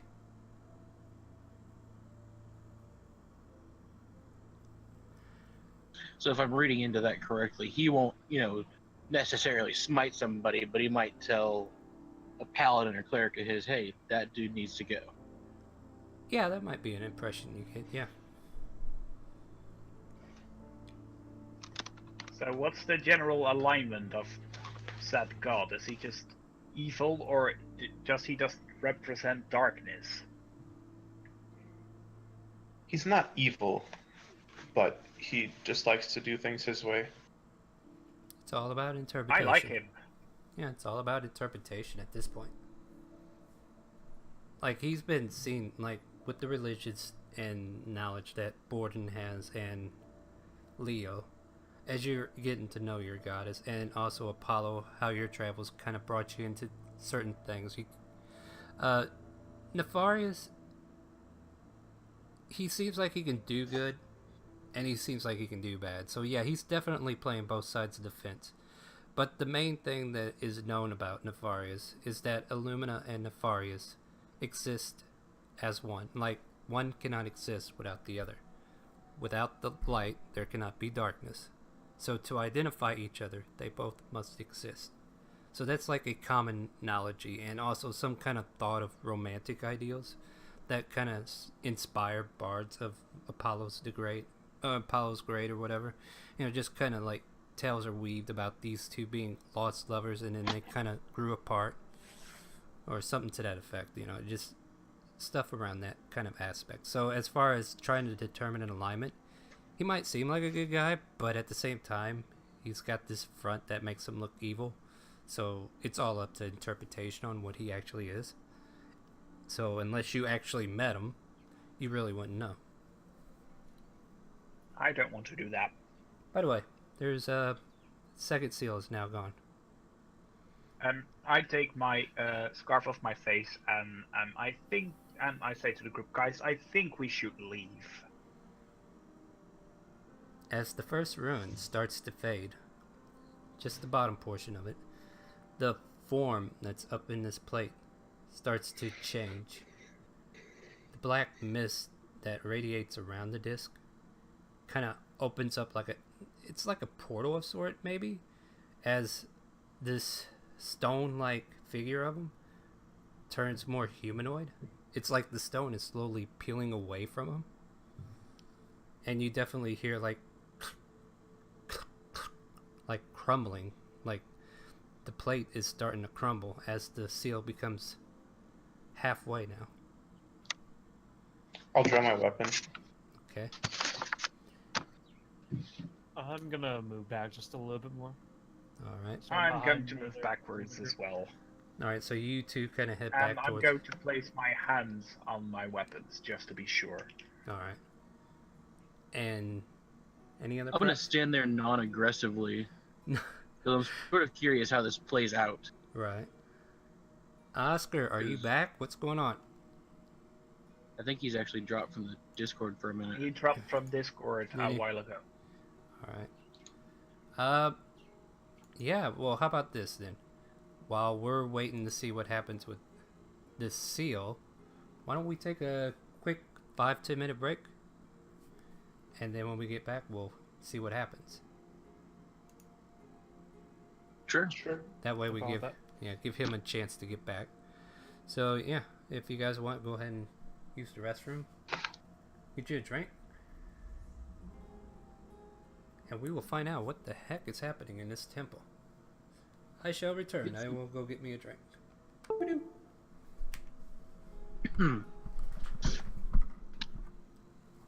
I'm going to give Razor a ring. Well, I wouldn't. Well, know that's if sweet. How long have you two been dating? I wouldn't know if he's here or not. I mean, he's one of my friends, so whatever. See how it is.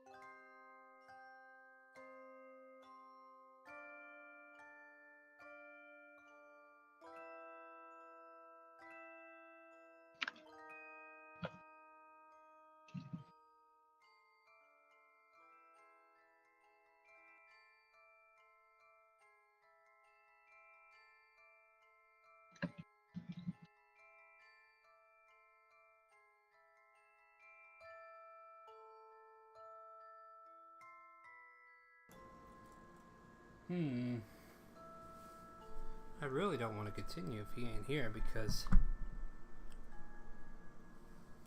he might be part of this, like, stuff that needs to be figured out.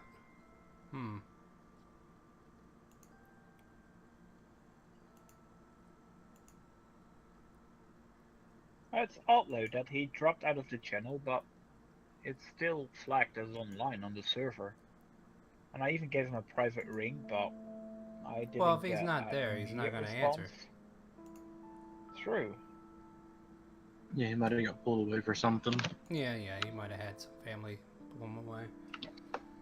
Is Hopefully everybody not, back or you know, no? his dog wasn't doing so hot. His dog's never doing, like, he's, I don't know, I don't think anything like that, but Oh no, if one of my pets died midstream, I would just like straight up dip and not even tell anyone. I'd be a little upset. well, I don't think that because that dog's been like that for well over a few months. 3, 4, 5 maybe. You never know when you're gonna fail that con save though. Yeah. Is everybody else here then? Skeletti is muted. Leo, are you here? Yeah. Alright. Sarah, you here? Yes, I am. And Borden, you're here. No, I'm not. Okay, well, that's fine. Waiting on the other guy.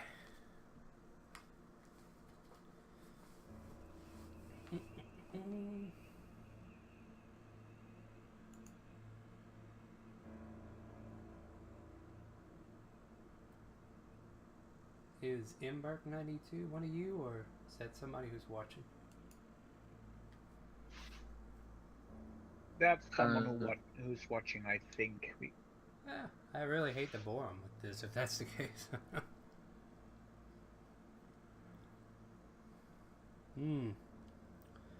So, what do you guys think?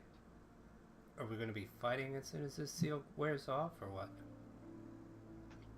I'm just being prepared in case he's a bad guy.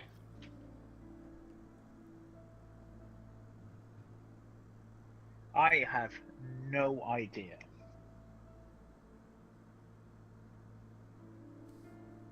I mean, Frankly, I would just run it out going? and not deal with gods. I hope you're enjoying the stream there, Embark. Didn't mean to call you out or anything, but I was just kind of curious who was all watching, so yeah. Yeah, we're just getting ready to find out what's going on here. So I think Apollo is still on break, so we can all kind of speculate what might happen.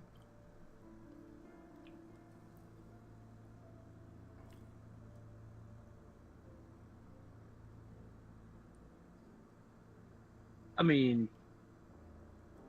from what, you know, we've more or less gathered, this could be good, this could be bad, but I know, you know, just because we might or might not be arguing from a position of strength does not mean we shouldn't also argue from near the door. True that. Well, as soon as Skeletti, Apollo gets I back. didn't say argue near the door, I just say walk through the door, close it behind you, and leave the temple. There's always that choice.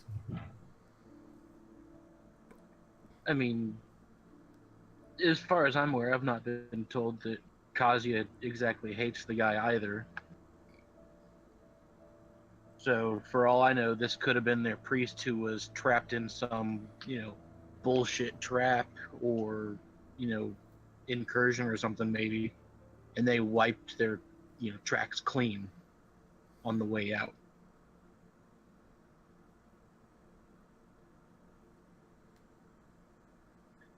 Would explain the clean floor. Yeah, that you spit on and desecrated the temple of a god who's known for being a bit of an ass at times. Not that he's a bad guy, but I wonder if that'll have repercussions. I wanted Shall to we find know out? if the temple cleaned itself, because it looked like there that. so I are spit better on the ways floor. to find out than spitting. I am Nonsense. not a mage. Nonsense. You don't have to be a mage. It's like a general religious thing. It's about I'm not a 50-50. religious guy either. It's about 50-50. We'll figure it out. Oh boy, he just rolled an 11. Mm-hmm. It's about 50-50. Don't worry about it. If it's a 50-50, then either Ah, way, fine. if it's odds or evens or above or below, like you could be in some trouble. I already was, so. I'm enjoying this though. Oh, I have yet to take you to task for stealing those 2 short swords too. Don't think you got off on that. Did I steal 2 short swords? What? Yeah. You know, the silvered ones from the werewolf encounter guy? Oh yeah, they're still in the bag of holding. Yeah. What, a rogue can't row? What's wrong with you? Yes. There's a difference between the roguing and stealing from an honest businessman who we've been sent to fetch on military activities. Wait a minute, what rogue do you play? I mean, I would have done it. Oh no, if I'm playing the right kind of rogue, don't get me wrong, if you don't nail it to the goddamn table, it's coming with me. Oh, absolutely. Like, I have to literally roll greed checks for anything that sparkles. I mean, that's how I used to play rogue. I'd be like, oh, you see a gem in this statue's eye. Hold on a second. What are you rolling? Checking my greed check. You rolled a 1. Yeah, I failed. What are you doing? Rolling my greed check. I rolled a 20. Yeah, I failed. So, yeah, that was... Now, is it on the percentile or the D20? Oh, it was a D20. I didn't make it too excited. Didn't get too wild with it. I mean, no matter what it rolled, I failed. The commander, I did ask him to provide me some weapons for fighting werewolves. We'll cross that bridge when we get there. Don't worry about it. Don't worry about it. You're good. You're good. So technically, I'm still not stealing them because, hey, we might run into them, and I would like to use them again. Hey, that's sound resolve, I think. You know. I mean, we haven't seen any werewolves in this direction, which is probably a good thing. It's more so the fact you just took them and shushed them away. Yeah, well, you could have taken them out and leave them somewhere. Oh, there are plenty of things I could do that would more or less intentionally screw you over. Probably, yes. But I'm trying to avoid doing so. Because I'm supposed to be... Character's neutral good. You know, I'm not the most law-abiding, but I'm still overall good. Hey, it was which for the better good. theft isn't a big part of.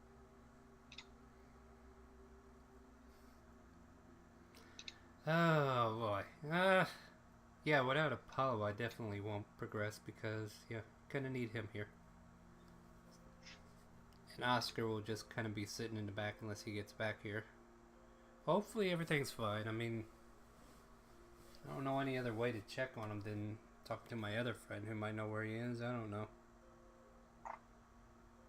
Have you tried turning it off and back on again? Well, he's the one that needs to turn it off and on again. Thanks for the follow, by the way, Imberg. I appreciate that. And hopefully we can continue making good content.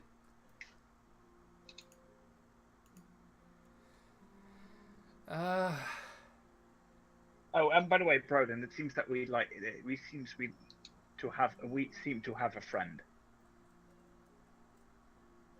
I'm not actually watching the stream. I popped it open to check and sound check wise, but I've since closed it.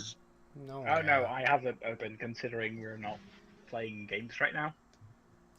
What did you say, guys? Imbert?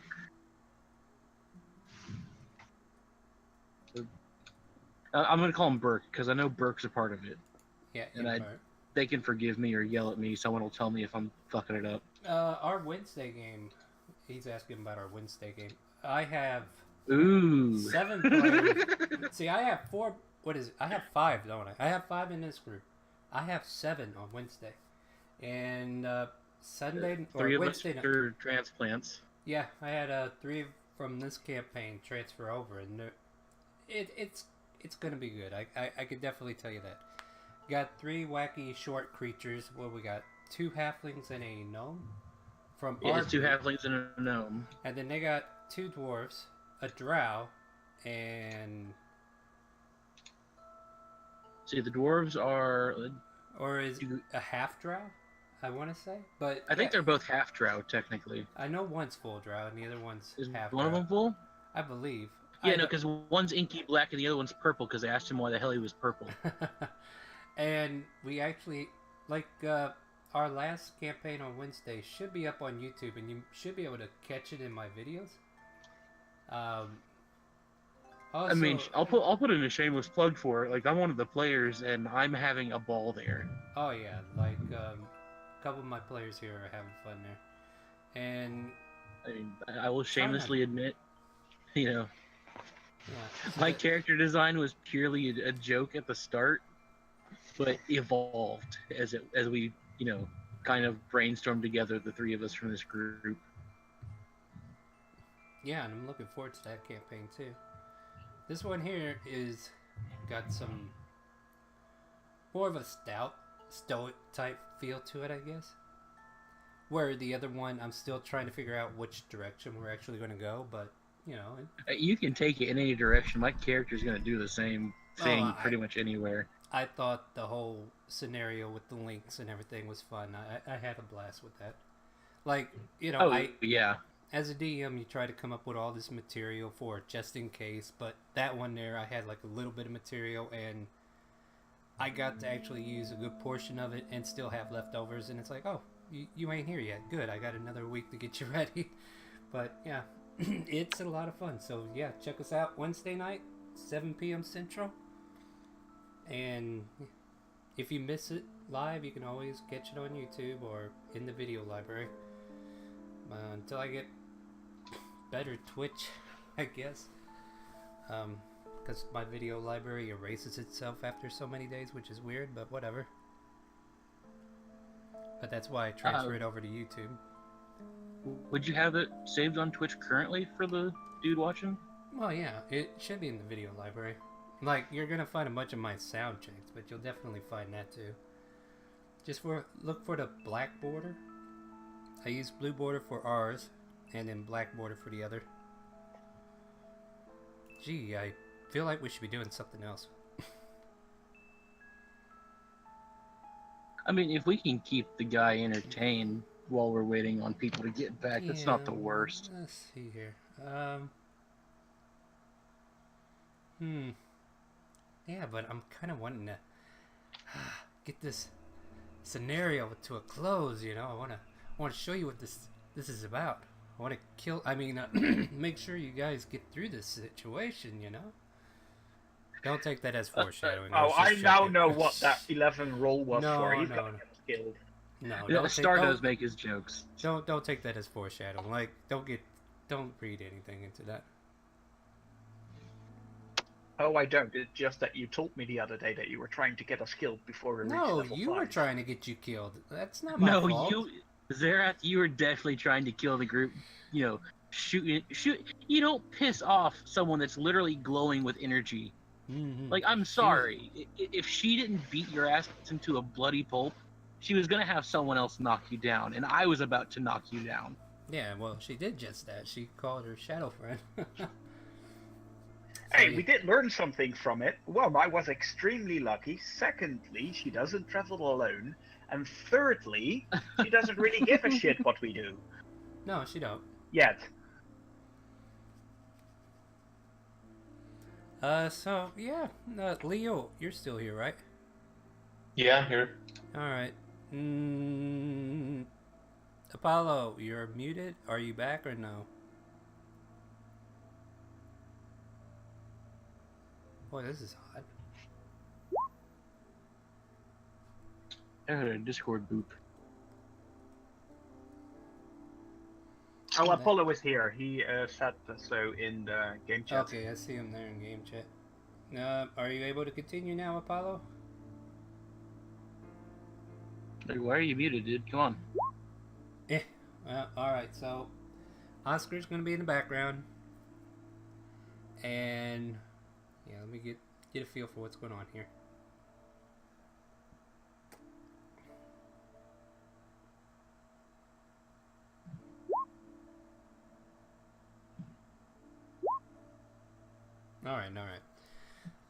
So, as we're getting back into this, the final ruin starts to fade. This figure is draped in black cloaks. He has like a cape that's draped over his shoulders. He's got a long black brim hat that starts to come to life around him. His skin starts to turn kind of a palish white color. And his eyes are forced closed from whatever stasis he was in. It looks like his arms are like chained. Yet the chains around his arms just kind of loosen. And he kind of grasps onto the chains, kind of following out of the ruin. And the final part of the seal breaks. And the statuette of the seal kind of crumbles around him as the chains lower him down to the ground. And, you know, the whole place is now there's dust. Now there's plenty of dust right where he lands because all that seal just broke. The stone that was creating the seal turns into the dust, into the area in front of the podium. And you have this black figure, pale skin, black figure, black raven hair, just draped with this black cape around him. And he's just hunched over. Let me get a perception check from everybody. He is a sorcerer, Imberk. This actually makes sense for Borden, actually. See, let me see what Leo gets. Yeah, that's about right. You're a half orc. No, but Borden, you feel like there's this draw of black energy. Like, you notice he's filling with this black energy altogether, but on like the left side of his hip, there's this pool of light. Not light per se, but like a darkness that's gathering the light. And as this guy lands on the floor, the doors behind you shut. And all of a sudden, you feel the wind completely dead. Like, you don't feel it. You feel disconnected.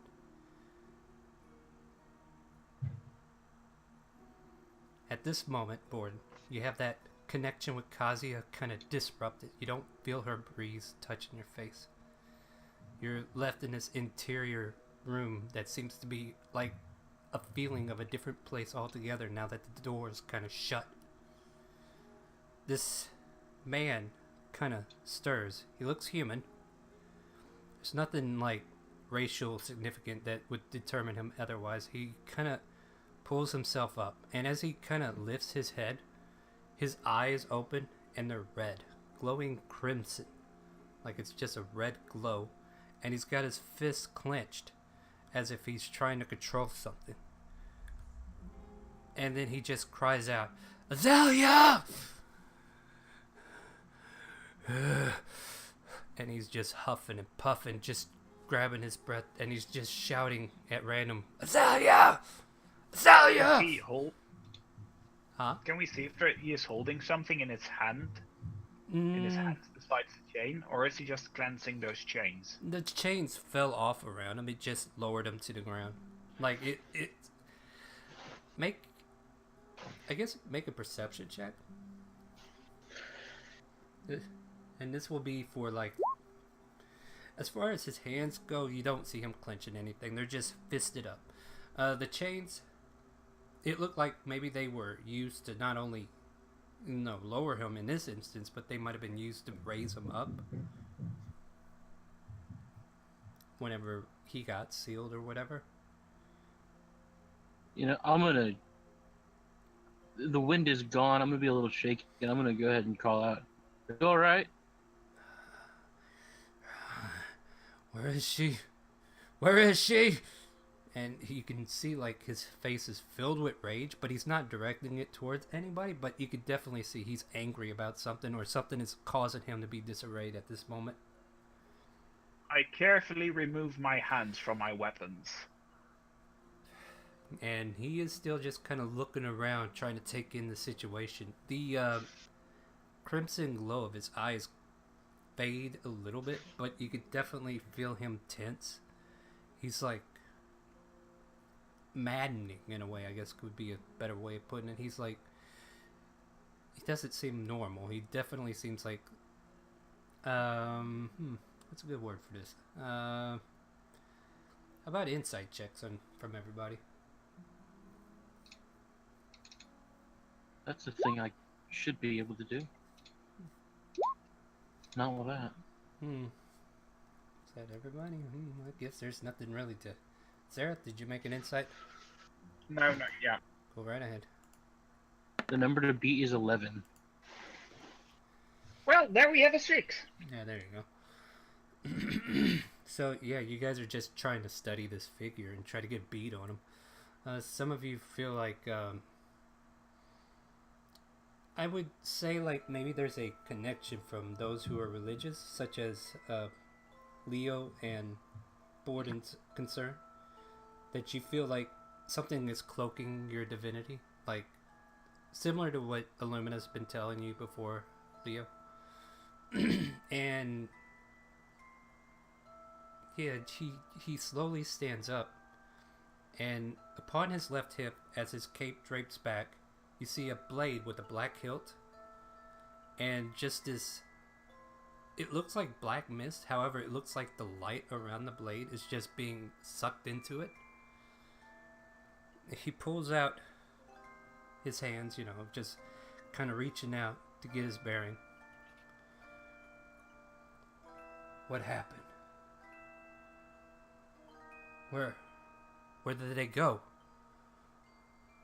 Where did he go? There was no one here. No. Where? How long has it been? What year is it? That's a good I question. I asked the guy. You know, did I ever tell you a year that it is? Nope. You've never gave us like a year and an age, as it were. Yeah, because that's one thing I kind of leave kind of sketchy, but it feels like that's going to come into play. So, whatever year we figure out that it is, he tells you the year that is 20 years before. Or, no, I'm take that back, 10 years.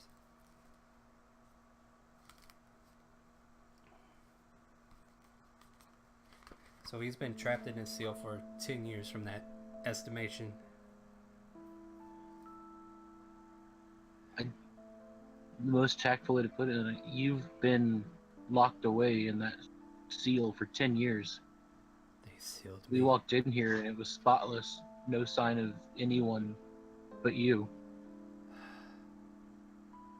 He kind of holds his head up to his forehead and just kind of cringes. As if he's really trying real hard not to let something overtake.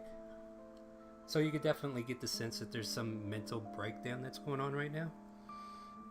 And he just... I mean, I can't blame the guy. If I'd been locked up for 10 years yeah, with yeah. no clue what's going on around me, I'd be So a little shook.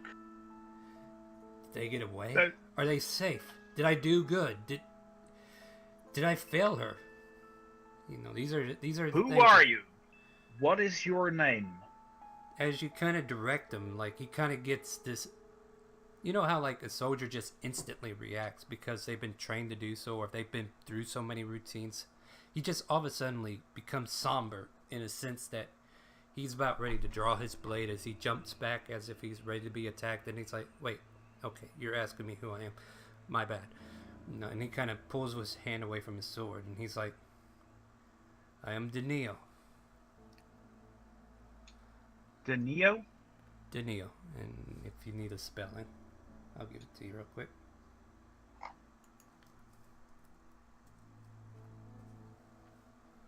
Deneo. I've been sealed here for 10 years according to you guys.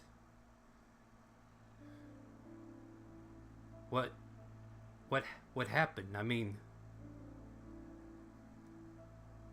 he's trying to think real hard what was the last thing he remembered. Because he remembered a woman named Azalea. And he remembered being here through some situation he can't quite piece together at this moment. He feels like, and he's like, I could have sworn I was here with other people as well. We were... What were we doing? Why did this happen? Were you scouting out the temple? No, we were... Pilgrimage. We were... Lindo, she was on a pilgrimage. Oh, You know Lendo? I know Lendo. wait, you know Lindo? Where is she? Yeah. Where's she at? She's not here. She's away. She's alive though, right? Yes. I just parted ways with her 6 months ago. Then that is good. Good.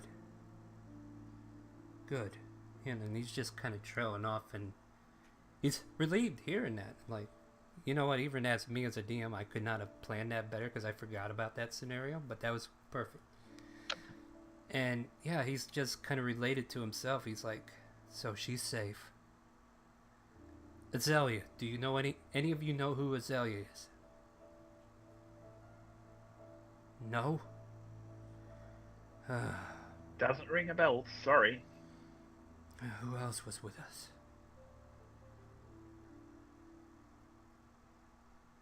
There was a couple royal guards, I think, that were with us. I really don't From care. some kind of noble house. Yeah, but to be quite honest, I don't even care if they lived or die.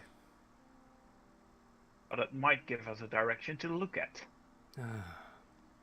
For what it's worth, whatever happened, you seem to have done well in guarding or protecting your charges. We found no bones, no cast-off weapons or armor as we approached.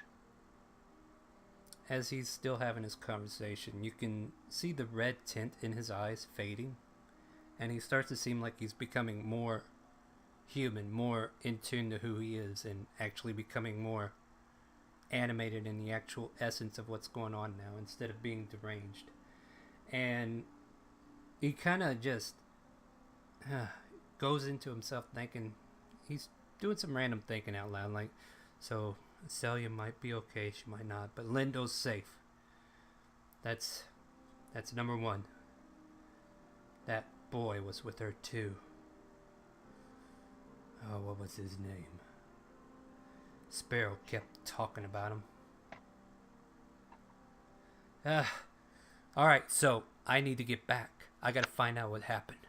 Been locked away for 10 years, and I shall not let this stuff go unsettled. I must know everything. I have no qualms with you, and I have no need to stick around with you. However, considering my situation, I would need help returning to civilization. Perhaps I can bother you for that much? And he's starting to come off a little cocky, but it seems to be his demeanor at this point.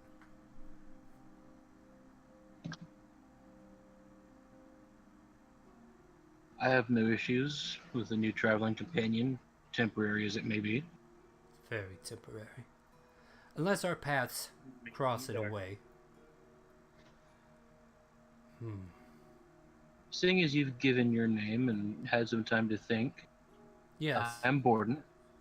Borden. Well met. I'm Zareth. Zareth? I am Leo, Paladin of Illumina. As you say that, he kind of looks at you with a bit of interest. Illumina, you say? Yes, she saved my life.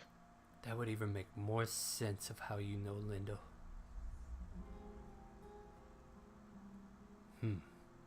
And see, that would leave Apollo and Oscar. Yeah, I'm sort of. Apollo right now is just kind of like, what is going on right now? Like, he's kind of speechless because he hasn't seen anything like this at all. Yeah, and he kind of pierces you with his crimson eyes, and they're really starting to fade, and now they're turning coal black by the time they look at you. And you are? Well, my name's Apollo. I just recently joined these fellows, but this is something definitely out of what I've seen. I see. And for the sake of Oscar, he just kind of goes, "I'm Oscar."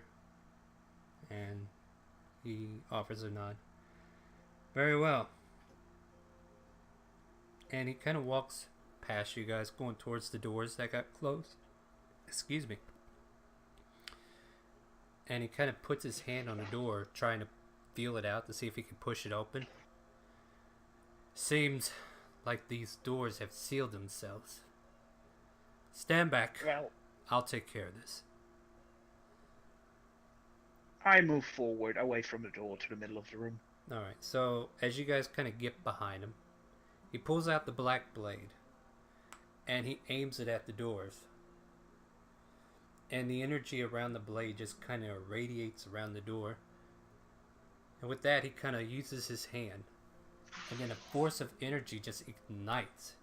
And he pushes the doors open with some malicious type of force. Like the magic that was shutting the doors got absorbed into the blade. And he used some secondary magic to push the doors open. And then all of a sudden, the wind of Kazuya blows over you, Borden. You're now back in touch. The light of day finds its way in. And the darkness that kind of sealed the room momentarily fades. You can almost hear like a small chuckle, but it's not coming from anybody in your party. And it's not female. And Daniil just kind of looks up. This is your doing, isn't it? Oh, don't worry. We'll have our day. And I'm on that warpath. And he starts walking out the temple.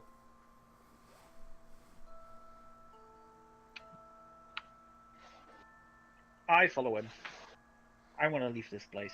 Yeah, so everybody starts heading out. You got your horses out there, and he looks around. So much has changed, yet this place looks pretty much the same. Vacant field and piss location.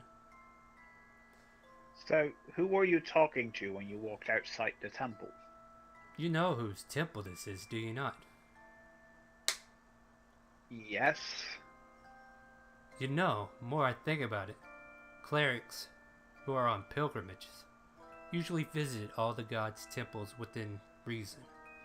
Though this one here is usually skipped because nobody wants to associate with the darkness. Nobody wants to eliminate themselves from their precious wind or fire or earth god because of the dark presence that this guy could put on. But don't worry, I'm going to change all of that soon. I hope to change all that. He's kind of like rethinking his life. This might be more of an uphill battle, but it seems like he has some plan, and he just turns to you. He's like, that was Navarius, the god of darkness. This is his temple. And yes, I snub my nose at him. And he will What pay. god do you serve? I don't serve a god. Though, to be fair, I think I would side with Illumina, as surprising as that might be.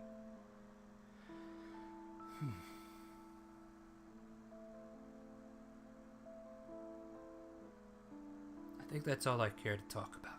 So, if we have a way to get back to town, wherever that might be. We don't have a spare horse for the man, do we? Sure don't. Nope. If he can shrink, he can ride the fox. Oh, God. Yeah, go Fox, go. No, with this here, you kind of notice that you all have your own horses and you want your personal space. We'll give him a shadow mount, how about that? So, he kind of whistles in the air. And then all of a sudden, this black mist, the smoke kind of appears near him. And this shadow mare of sort appears and he mounts it. Alright, shall we be on our way? Technically speaking, this is like a regular horse. We're not going to get accosted down the road because dude's riding a black skeleton horse, is he? No, he's not. It's not like skeletal. It's like black, like Okay.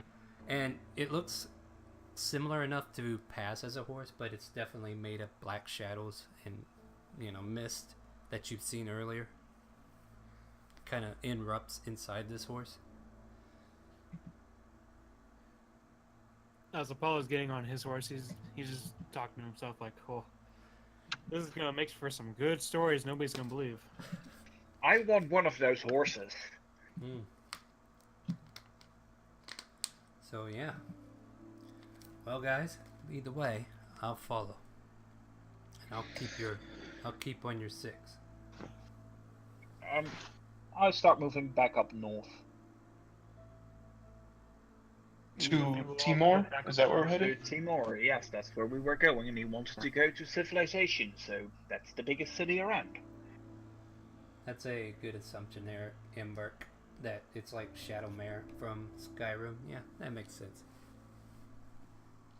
I want one of those. Those are nice. But I guess this would be like the paladin's ability to call steed for this instance, for what he's doing. So if you were to kind of simulate it towards something in D&D, that's what he just did. But yeah, so you guys start trekking back up north. Spend the better part of 2 hours. I would say at this point,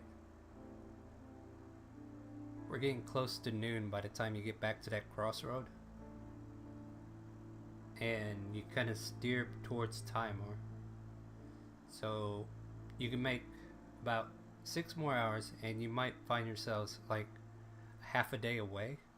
So you would need to at least camp out unless you wanted to make the full ride. Probably be better to camp. Probably. You said this was yeah. a day and a half journey, and we got. Oh yeah, that's right. You're all on horses, but Yeah. you got sidetracked too. So that's what I'm taking into Yeah. consideration. You guys got sidetracked because it was 2 hours down, 2 hours up, and an hour to get, to that road, or half hour at least to get to that road. So you guys spent the better part of the morning meeting Daniil, and then however long it took for you guys to approach the temple and do all that. And he kind of seems worse for wear as you guys are traveling along. Like, yes, he emanates power, but you can definitely tell he's not fully back into it. He still feels a little bit weakened from his state, but that's kind of like normal, you would expect from what he's been through. So yeah, it gets to about 6 or 7 at night, and unless you guys want to make a full run and just keep going throughout the night, I would say you probably could make it back by midnight, but at this point it might be just as good to go ahead and sleep and start fresh the next morning. But I'll leave it up to the party. It'd make more sense to arrive in the morning, at least to me, because we have a fair amount of shit to do in Timor. Yes, I would like to camp outside as well. So that we don't end up in closed gates. Alright, so everybody else in agreement, or? Yep. Yeah. Alright, so let me go ahead and get perception checks all around. See if we can find a good camping spot.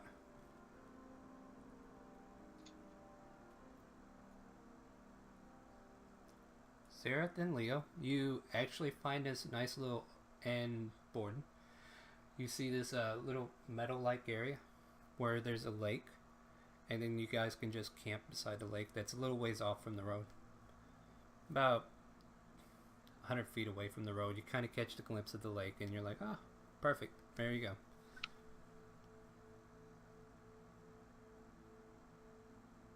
Okay, let's move there and set up camp.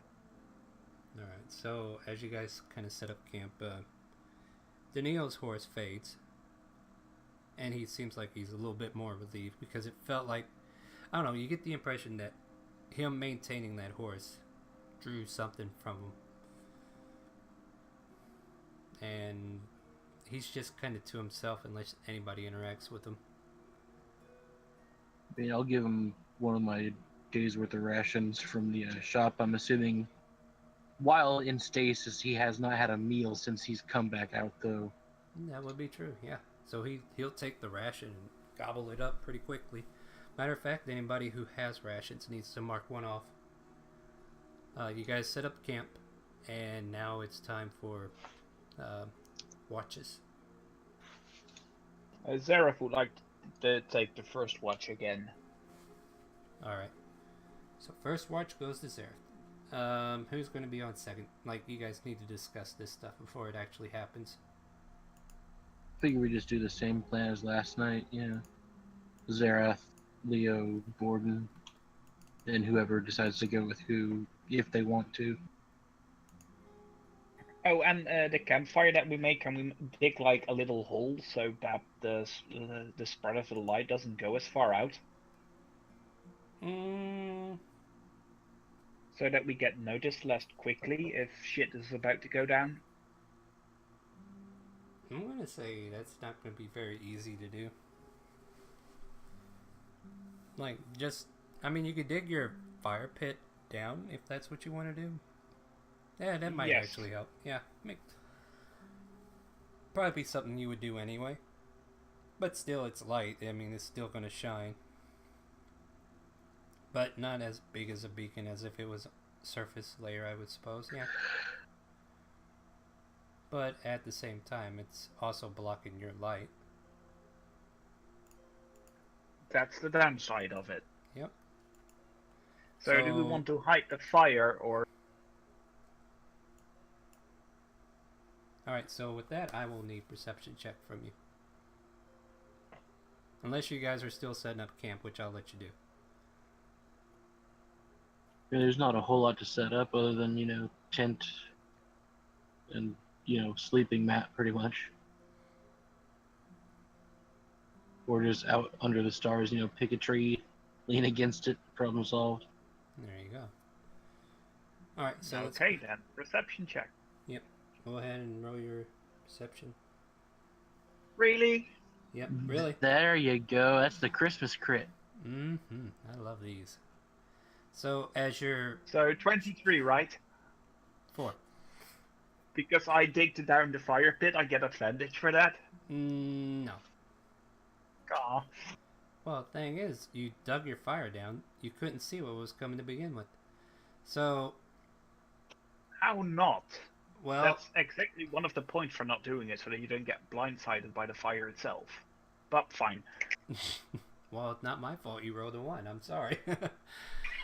Yeah, I mean, that Christmas crit screwed you whether you hid the fire, had night vision, or whatever. Yeah, so... Yeah, I have dark vision, so... Well, here's what happens. Apparently, as you were all in that temple, you feel a little weary, a little weak, like something's been drawn from you indirectly. And for a moment, you kind of doze off. And everybody is asleep. Now, what I would like is for everybody to roll perception, even you, Sarah, to see if you notice something that happens before it happens. Okay, Now, you might be able to save... May I ask, what's the time difference between him dozing off and making this perception check? Yes, that's what I would want to know as well. Like, how are you meaning to ask me that? I mean... Like, how much time was it from when he dozed off to when this is happening? Like, An hour and 10 minutes? well, no, like, how far in the shift was it? Like, he started dozing off about 20 minutes because he later didn't from wake his anyone shift. up. Yeah, well, yeah, his shift is still active, as far as you know. And... So we're still within that 2-hour mark. Yeah, you're still within his shift if that's what you're asking. But the perception check was to see if you woke up to the sounds of direwolves howling. And everybody but you woke up. And Zareth might actually be able to save grace. And as you all hear, well, you hear 2 howls. You've kind of mistaken it for the werewolves, however, you have fought direwolves recently. So you're like, oh, no, that's direwolves, not werewolves. And Can I hear how far away they are? Make it perception. Yeah, perception will work. they seem to be getting closer. They seem to have noticed your camp. They must have smelt the fire. And I'm going to wake everyone up. alright, so yeah. Alright, so that will make everybody able to participate openly on the next fight. Let me find us a map to play on. And then I'm going to try to hide myself after I've woken everyone. Okay, well, give me a second here, and I will give you guys a map to play on. Let's use this one. Yeah. Hey, you guys are already here.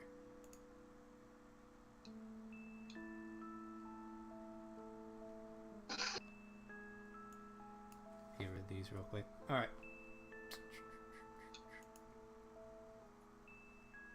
So let me pull you guys over to where we're going to play. It should be the right one. I Far don't think I south. need to worry about those elks anymore, do we? Nah, they're out in the wilderness. I'll move these guys up. So yeah, you definitely hear these howling dire wolves.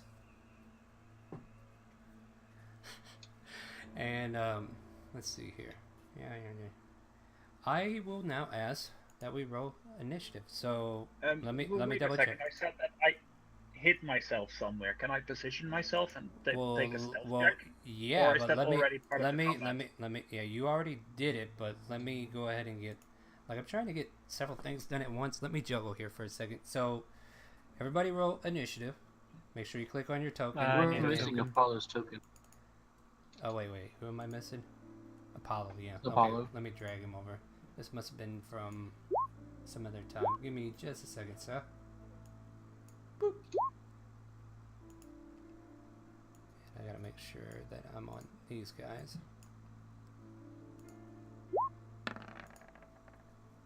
And I'm in debates on whether or not I should use the GM side on the stream or if I should use a player's side. This You don't want campaign, players sniping the GM stream. well, what are you going to do? Tell my players what's coming up? Just for that, I will punish my players if you do so. Not that anybody would do that, No, right? no, no. I'm thinking like, if the player's watching, they're gonna see the shit you're moving in.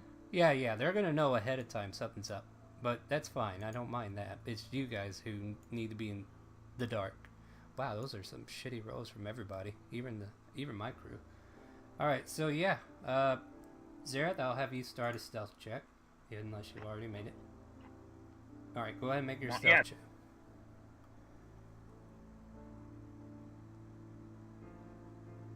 As far as you know, you're hidden. But you also get the first strike, so go ahead and tell me how we're gonna do this. And Well, let me measure how far away I am for everyone.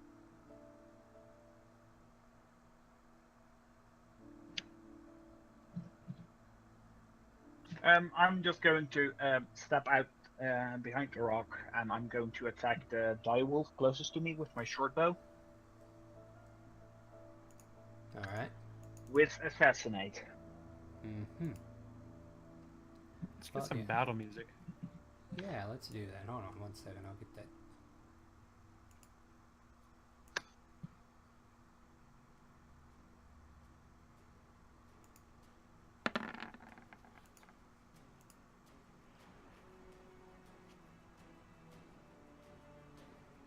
I almost wish there was a way to link the Twitch chat into the GM chat, or the GM chat, the Roll20 chat, so you can actually see them talk without. Oh yeah, something like that would be kind of cool. Yeah, there is a delay. Yeah. Yeah, but still, that, like, I can spend so much time prepping it, and then you can turn around and. But no, I trust you guys. I trust everybody. You're like my shadow council. You want me to kill them, right? All right. So how much damage is that? Did he see me? Yes or no? Well, I don't think it matters since you're assassinating, but I need to know is, though, if, like, your formula here, you still have to hit. Like, that's not an auto hit. Yes, it's 19 to hit. Okay, so that's correct then. Okay, yeah. He did notice you before, but you do get the And assassinate. that would be 10 damage, 10 piercing damage, and 11 sneak damage. You did get the drop on it though. We'll go ahead and count it. So total is 21. Is that what 19. I'm reading, or 19? Oh shit. No, 21. You were right. Sorry. Why did you put that in? That's weird. Alright, so... Yeah, I keep thinking And my I number attacked locks. that guy. Alright, so... Yeah, I'll get it eventually, so let me put his number back in here. And then we want to take 21 from that. Alright. So yeah, this arrow goes shooting across the rock and stabs the direwolf right in his haunch, upper right arm, and just... And his rider's like... If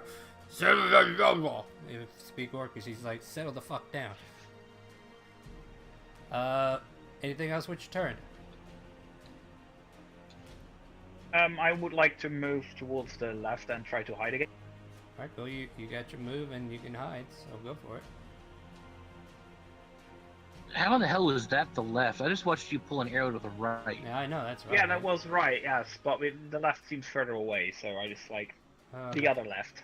Okay, your other left. Got it. So go ahead and make your stealth check, and Borden, you're up. Alrighty. That's not gonna fly.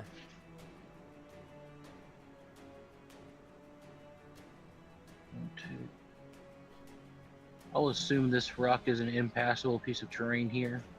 Yeah, you can assume that. Like, I can't stand on top of it and... Climb it, you could. Well, I'm trying to make sure I've got at least one side to a solid surface if I'm going to be moving up and Alright. engaging. Alright. So, And then... what are we doing? Go ahead and drop that little guy down. Do it. I really need to make you an icon, don't I? Did I make anything special in here? Let me see. It was like a I mean- smiley face, a big yellow Yeah, one. Oh yeah, yeah. Whatever. You had the Guy Fawkes mask looking thing. This guy right here. Yeah. Boop. And where do you want it? If you want to move it one left, one down, so it's at a diag to the wolf, Alright.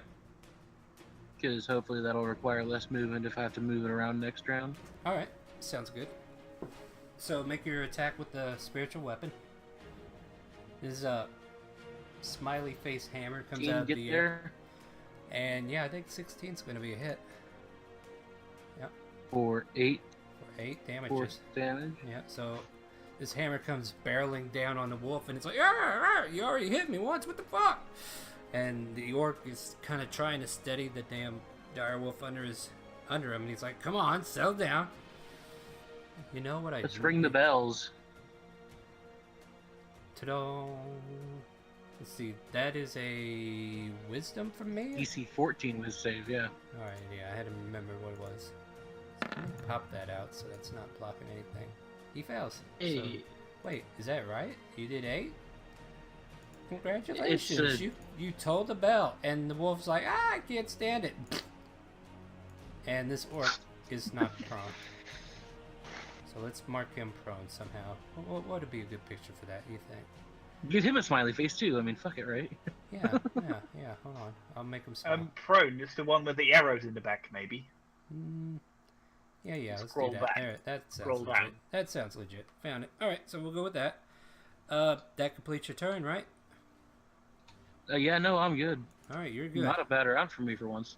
Alright, so since the orcs and the direwolves kind of go together, I'm going to let the direwolves move to where the orc wants it.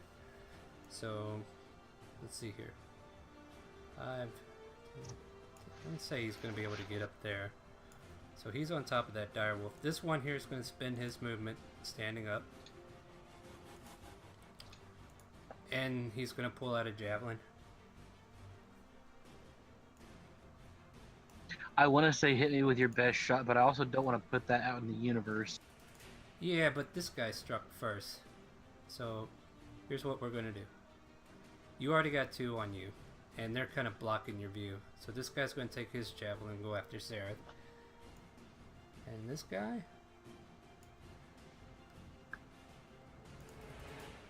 $5, $10, $15, $20, $25, $30.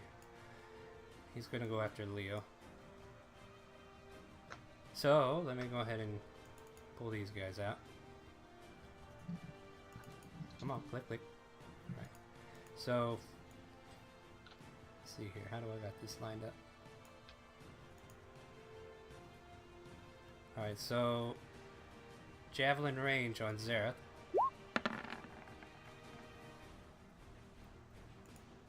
That hits. I'm pretty sure it does. 7 points. And you definitely know you're not hidden now. Let's see here. Orc Great Axe on Borden. That's a miss.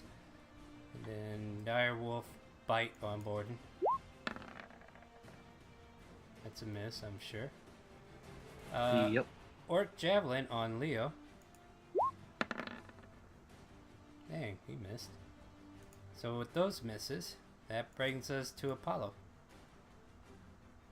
Okay, let's see. I am going to use. I'm gonna use the spell Shatter, Oh, originating from. Let's see. Let's see. Let me check the range on it. I wonder if it's in the compendium. Hey, it's there. Oh Right. yeah, I can do it. Yeah, range Okay, is 60 so feet. And I'm 10 gonna foot have it radius. go. Originate from right here. Out 10 feet Okay, point again. from right here, so it hit the 3 orcs. Yeah, it makes sense. And I need to make Constitution saves for him. Alright. So, starting from the top. What do we get there? He saves. Starting from the left there. He fails. And the one on the Dire Wolf, he saves. So one takes full Yeah, damage, nice. the rest take half, or... That's correct. Alright, so roll me some damage. This will be at 2nd level.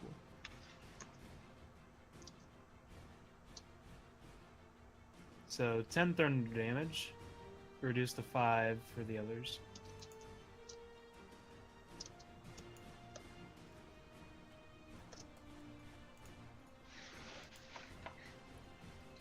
Alright. Anything else? That will be all. That will be all. Alright, so yeah, Apollo goes up there and casts Shatter. This resonating thunder strike kind of strikes out against these 3 orcs. One of them takes the blunt of it, but the other 2 seem to kind of shrug it off and try to maintain what they're doing. Leo, what would you like to do? Alright, I'll move right here and take a swing at the dire wolf. You will get advantage for flanking, so be my guest.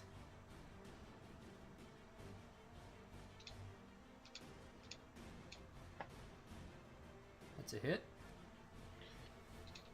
And then I'll dump a divine smite into it as well.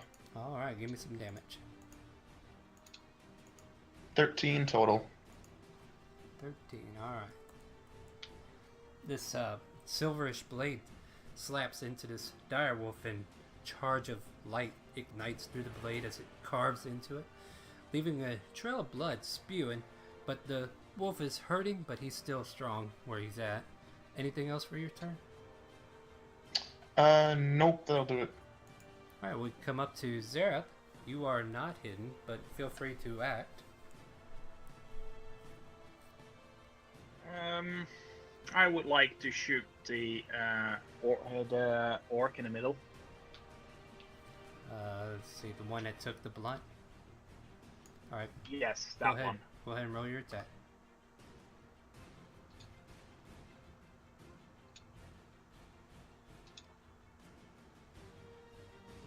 Pop out from the side.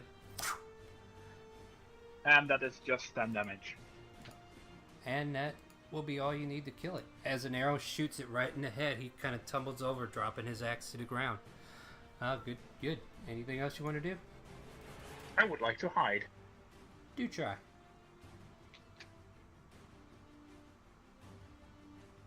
Alright, you think you're hidden. You jump back into the tree line and try to hide behind a tree again. Borden, it is your go. What would you like to do? Alrighty, if you want to move my little smiley face there Yep, ping me where you want to go. 2 squares above me, and then 1 to the left. Okay. There we go. Hello, it's me, Smiley. Yeah, Smiley is a whole different beast. Yep, he sure is. That was actually his avatar. Hey, this wolf's gonna eat some dick. Alright, go ahead and roll me some damage. Alright, so you're aiming for the wolf though, right? Yes. 7 and 5 makes what? 12? 12. 12. Doop, doop, doop. It yelps out in pain from the crushing blow and is kind of staggering there for a minute. So what else you got for him? He's still standing though.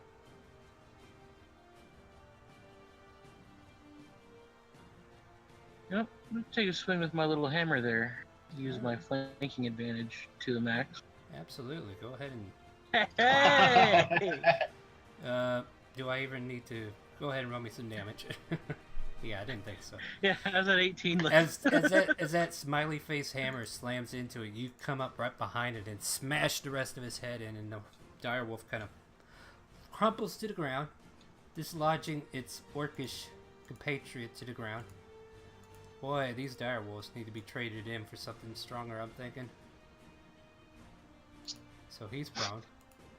And that direwolf's Giant dead. dire badger, maybe? Like, I might look into wargs if I actually get the other monster manuals. So, yeah, anything else for your turn? I think that's it, right? Did you want to move?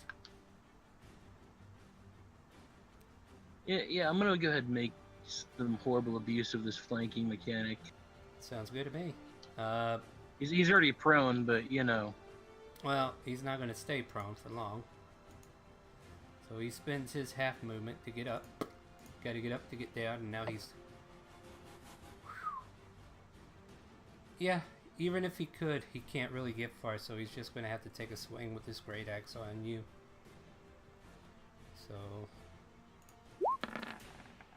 I am painting a target on myself. Yeah, and he totally missed. This guy, he's like, you know what? Keep the rage. Maybe we can get away. Let me check something. I want to try to make him survive.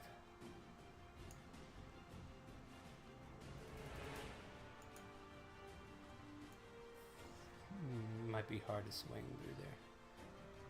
10, 5, 10, 15, 20, 25, 30. Yeah, I know what that's doing, but that's fine. That's kind of what he wants to do. Alright, so he'll swing his javelin out again.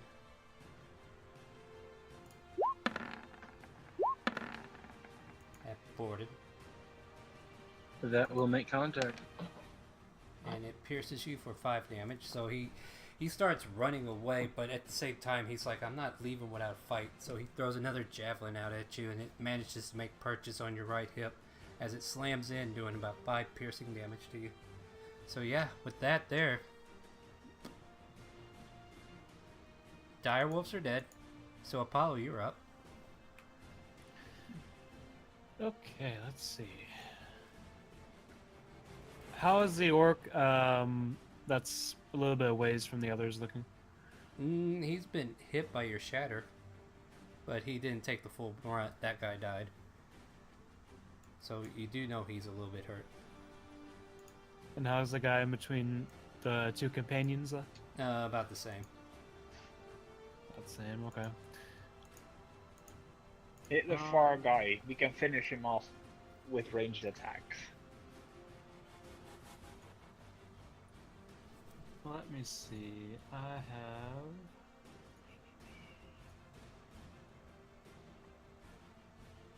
I'll cast Vicious Mockery on the one that's running away, or Alright. a little farther away.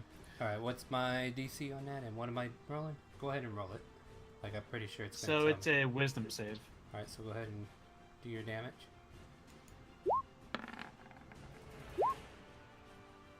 Well, it makes the save, so I guess that's a no-go. Nope. Yep, so you try to viciously mock him as he's running away, and he's like not even paying attention to you. And I will give inspiration to Zareth. Alright, Zareth, do you feel this inspirational chord come from Apollo as you feel like you have a D6 now to add to your attack Yes. roll? So with that, anything else on Apollo's turn? That I will move up a little bit, and that'll be all. Alright. With that, it now comes to Leo. Alright. I will run after this guy. Okay. I think the guy gets an attack of opportunity on me. That would be true. So I'll go ahead and make a... Yeah, like you've had so much... It's not like last session where I knocked you out in the first round, but no, he looks like he misses. Because you're wandering around in plate mail now, right? Yep. Alright, so with that, you make your way over there as this guy took a swing at you and you totally missed. He's like, hey, get back here. And I'll just swing at this guy. Yeah, that's definitely a hit. I would say, do me some damage.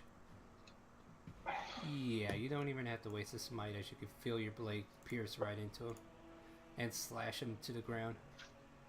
These orcs are no match for you guys, apparently. Anything else for your turn? I don't know if there's anything else you can do, but... I'll try to mock this other guy. Looks like you're all alone, bud. Might as well give up now.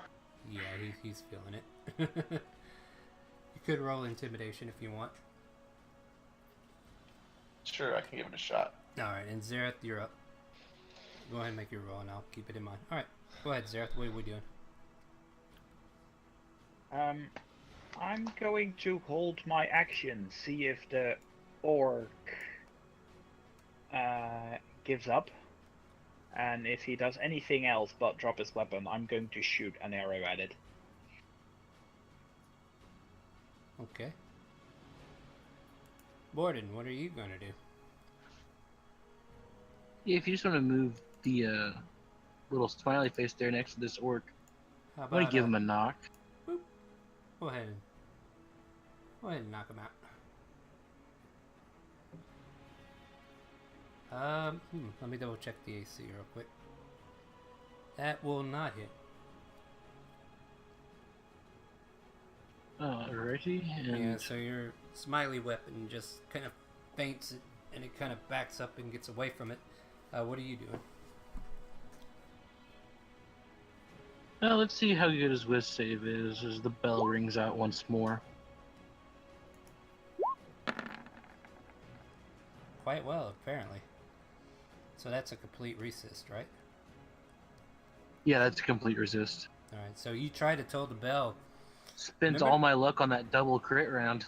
Yep, telling you. And you know how that one orc pulled out the earwax from the last time? This one here seems to be doing the same thing, like he thought he heard something, so he cleared his ear out. Drops a bunch of orcish earwax to the ground as he kind of spews over in his little blood pool that's coming out of his eye. Yeah.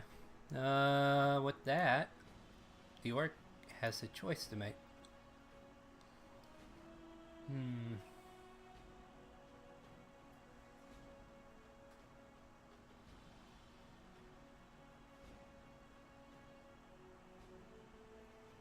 So he'll drop his great axe. And he says, "Parlay! Parlay!"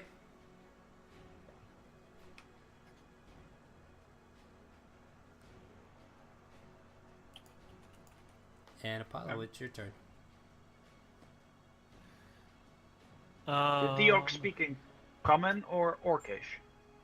Nah, he said it in common because he kind of understands the group that's around him. I'm just gonna cast Vicious Mockery on him again. Why not? Go right ahead. So that's a... Is that a wisdom?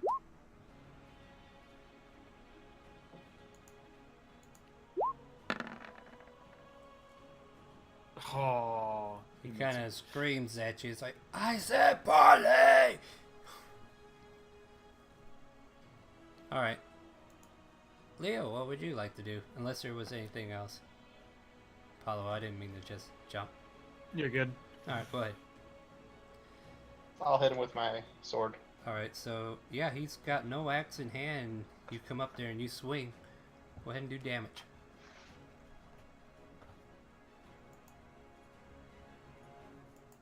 You slash it. Are you gonna dump anything into it? He's still living. Oh yeah, I'll throw a divine smite in at it. Okay, go ahead. And with the jolt of energy, the divine smite finishes it off and it drops to the ground. And as you guys are now finishing these off, you can see Daniil leaning up against a tree and he just kind of claps towards the paladin. Well done. And we are out of initiative as the threat has been taken care of. Wasn't much of a threat. No, it wasn't, but this is just one of them random things that happens at night when you accidentally fall asleep and not pay attention to your watch. Hey, nobody noticed. Yeah, and nobody knows because he got everybody up beforehand, so he was still able to get that. Are you really going to do that? He called for parlay. Alright, I will allow it. And Daniil's like, scoffing towards you. He's like, I don't know why you're even bothered with these mongrels. So you spare to die and you have an unconscious orc now laying there in the ground. Can we question him how he got so close to the city? I'm not even worried about that, but I am going to bind his hands at least. He can have his feet, that's fine, but his hands are being bound. Understandable. I pick up his great axe. Alright, you take his great axe. He has some javelins too. You want those? No, I'm just going to take his great axe and Alright. lean against the rock and play with it. Alright. It's a little heavy. It's not a weapon you definitely can't make use of. So yeah, he's still unconscious on the ground. I will go ahead and dismiss my spiritual weapon if you want to get that out of there for clutter's sake.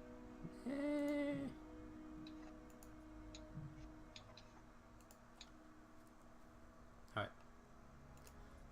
So yeah, what else are we doing?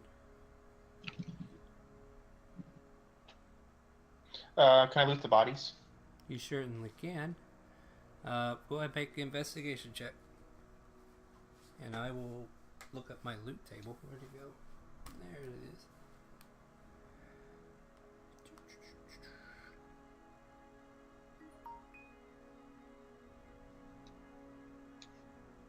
Let's see, what level are we? We're still level 4. Yep. Between all the orcs, you find about 24 gold piece, 14 silver. Screw your electrum. We don't deal with that mess here.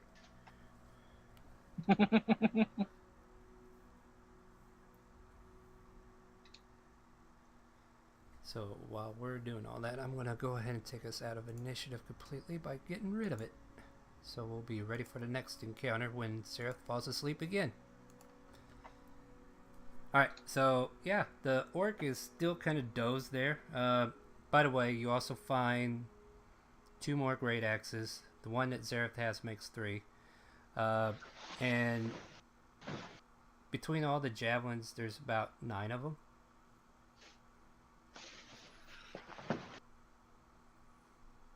And then there's the dire wolves if you wanted to like cut pelts out of them or whatever you want to do.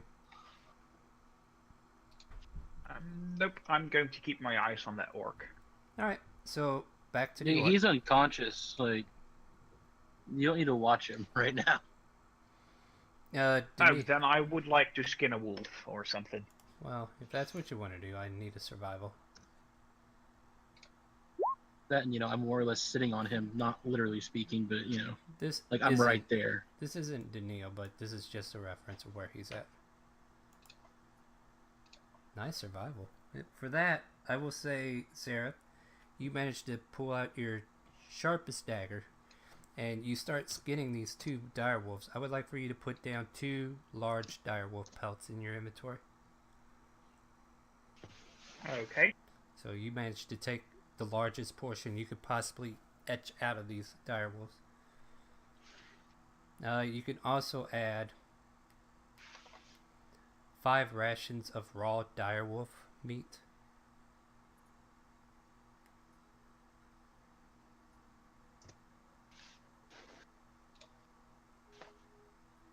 Okay, thank you. You're welcome. So I offer some of that to the fox. Yeah, your little fox Exactly. friend. Your little fox friend he like hid when the fight start, but he's been wandering around off and on, and you kind of notice the noises is kind of dismissed. So you do see him kind of etching in from the background. I toss him a piece of meat. Yeah, and he quickly goes for it and starts devouring it. And what are we doing with this orc? I mean, you got him bound. Well, I would like to question him. Okay, so how do you want to start that? I mean, he's still unconscious as far as you know. He's still unconscious right now. Yeah. Hey, So I stabilized him. I did not heal him. yeah. So that's the situation Okay. I'm at. So, I mean, a lay on hands 1 point would wake him up. You could try throwing water on him or just slapping his face. I mean, it's up to you. I don't know what you want to do. Just tell me. I'm going to throw some water in his face, see what that does. He kind of... His eyes are still kind of shut. Let me check something. We'll go ahead and say there's a value to it. Let's make it invisible DC here. He kind of opens his eyes for a moment, and he kind of glares. I said, Parley, why you hurt? Why you hurt? You're not dead, are you? And we would Well, like to... Go So- ahead. While I apologize for my overzealous companions, just because someone says something doesn't always mean they'll follow through. Danilo kind of gets off the rock.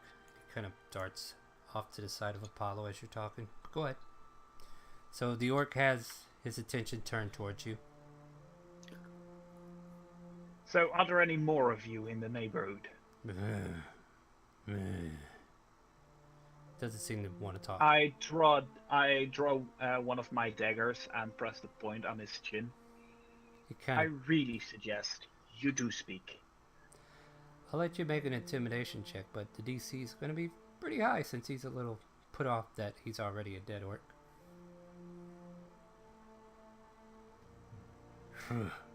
Why should I tell you? Spits blood at your face. Because then you might actually be able to walk away.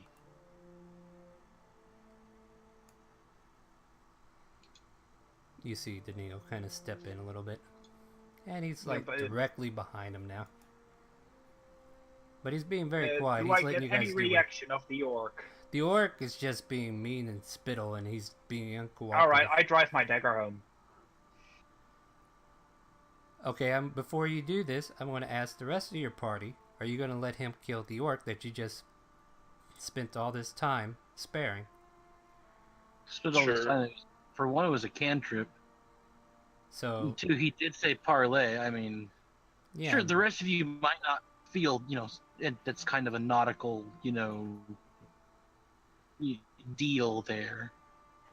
But, I mean, for Christ's sake, people, he's incapacitated for all intents and purposes. Yes. And he Well, didn't give us I will any let value. I'll let you think this out before you kill him. So go ahead and make your case to each other, and then tell me, are we killing him?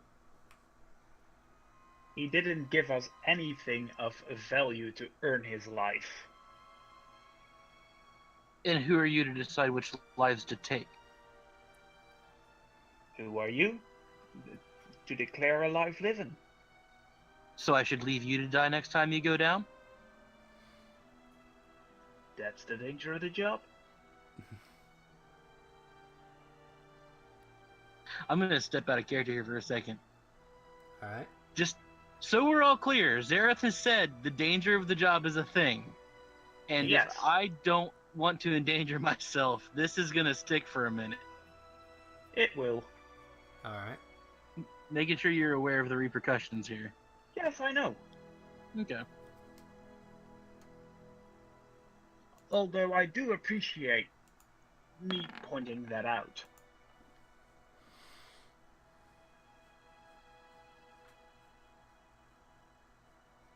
Continue. Does Sorry? no one else have input here? Leo, do you got anything to say? Apollo? He's as good as a dead orc to me. Oscarin's not here. Would Oscarin have any interest in figuring anything about orc culture or anything? He's too busy picking his nose or something. I mean, if you're not here, I'm not going to give you that much animation. I'm sorry. I figured I'd ask for the No. sake of. Well, That Let me- must be a big nose. I actually should take that back a little. Like, Oscar doesn't feel threatened enough by the orc to actually consider it, like, something he'd be interested in. So, he has no disregard for what happens to it. Like, you guys were going to try to pull out information, but, yeah, from his point of view, this was just a random scouting party that found the camp by whatever means. Hey, Zareth, can you back up just a little bit, like, from him? I just want to see if I can try something on him. Sure. And I'll go up right into the workspace. Mm-hmm. Now, you understand that you are on death's door right now with all of us. You are obviously going to lose if you try something on us or do not give us the information we need. Yeah. Zareth, come here real quick. So, what I suggest is that you tell us the information, or you're gonna end up like how this guy is. I'm gonna slap Zareth, and at the same time, I'm gonna cast invisibility on him. Okay. Seems like I've seen this trick somewhere before. So he doesn't even make a save or anything. He just instantly goes invisible as soon as I touch him. All right. And I go back to the orc. I'm like, if you want to turn into that, tell us the information right now. Go ahead and make a deception roll. I'll let you make it with advantage since you turned him invisible.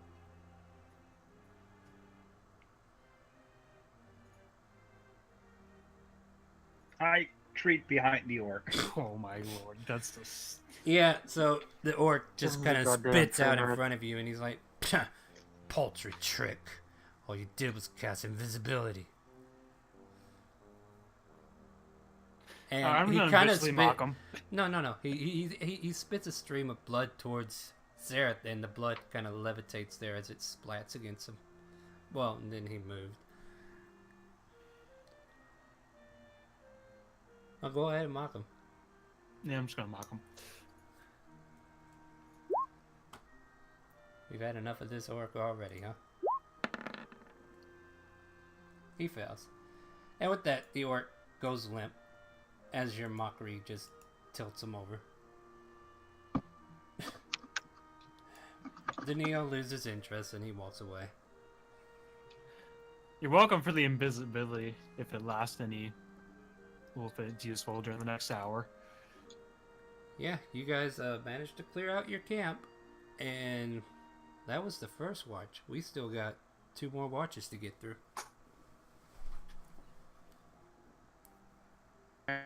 Ask if you knew anything about a tiefling organizing orcs. But good job, guys. Yeah, that Good was job. brilliant. Brilliant. You saved me a lot of work. Thanks. No problem, DM. You're welcome. Yeah, I will. By the way, in case you missed it, Apollo, you do have like inspiration, like DM inspiration from some of the stuff that happened in last game. And Borden, you still have inspiration as well. Otherwise, I would have re-rewarded you. But make sure. Like, The inspiration only lasts 10 minutes. no, well, no. This is GM. This is inspiration. GM inspiration. This is Yeah, different. I'm awarding Oh, it to okay. you, and basically it's a re-roll of a d20 roll that you have for either a save or an attack or something. Okay. So yeah, basically a chance to re-roll whatever save or attack you might have missed, or you know. All right, so with that, you managed to kill all the orcs, the direwolves, took all their weapons, and managed to pelt 2 of the direwolves, and you have a bunch of pelt with you and some meat. The fox is chewing up on the raw meat that Serath set out for him. And you guys are now able to go back to your camp and just go back to sleep and finish your watch.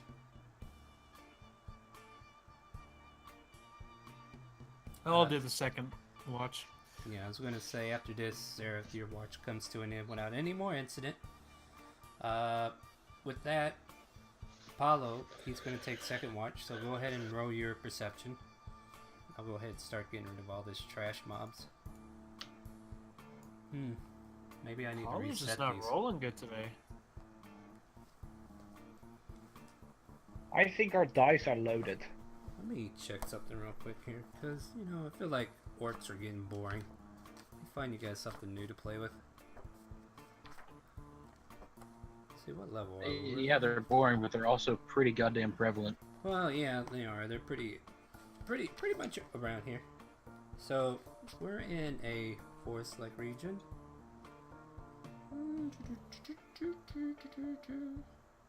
I like that idea. Let's do that. An ancient black dragon. Yeah. Don't worry about it, guys. It's fine. It's You don't have fine. to worry about black stuff. We have my shady character right over there. No, that's They not do what too. I They've got more want. than one shady character. You know what? We're gonna go ahead and do that. All right. So, as the night continues, Apollo, you hear some loud croaking. Ribbit, ribbit, ribbit, and it seems to be getting really, really loud. Let's see here. What did you roll exactly? Is that a 1 or is that 7. right? So you rolled a 2. Okay. Yeah, you're alright then. Yeah, so yeah, you hear the croaking sound. Let's see. Yeah, one more there.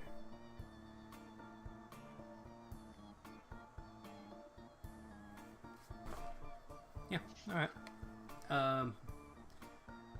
Ribbit, ribbit. And it's getting louder. And you guys are actually technically around a lake, so this actually makes sense. And anything you want to do? I am gonna get a ball bearing and cast light on it. See if I can see farther, since the campfire doesn't go as far or Alright. that far in general. Which direction? I'm gonna say the lake is towards the west if we're looking at this map. Like the road would be off to your east, the lake is off to your west, according to this map. So like the lake's over here. I'm gonna have my mage hand carry it to the croaking sound, towards the croaking sound. Yeah. So let me get you to make either investigation or perception. I'll let you make either one.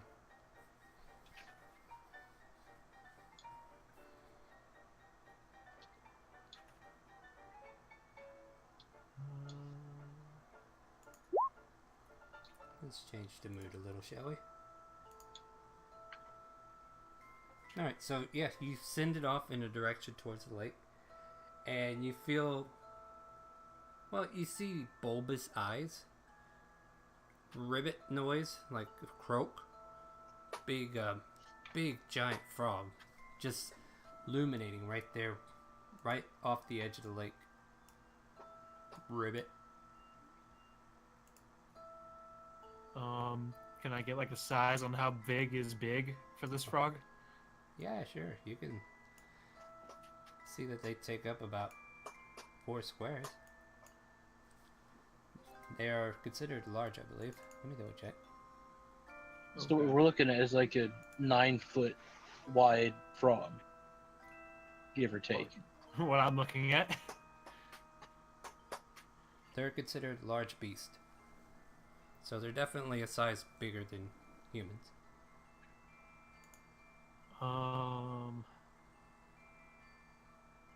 Okay. Let me see real quick. Ribbit. Ribbit. Ribbit. Ribbit. Okay, I am gonna shut off the light spell, Okay. and I'm going to put out the campfire. Okay.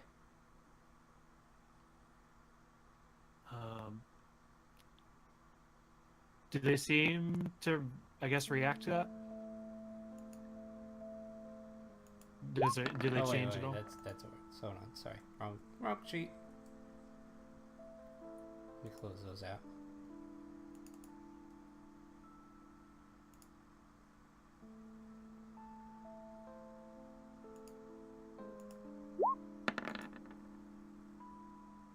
Okay, so yeah, you put out the fire.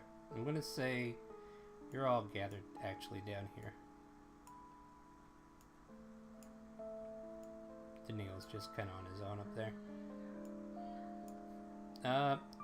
Yeah, so when you did that, you kind of dispersed them from coming any closer to the camp.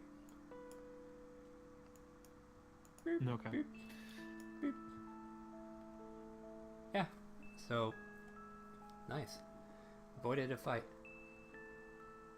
It gets a little bit cold, so I need Constitution check from everybody else that's asleep.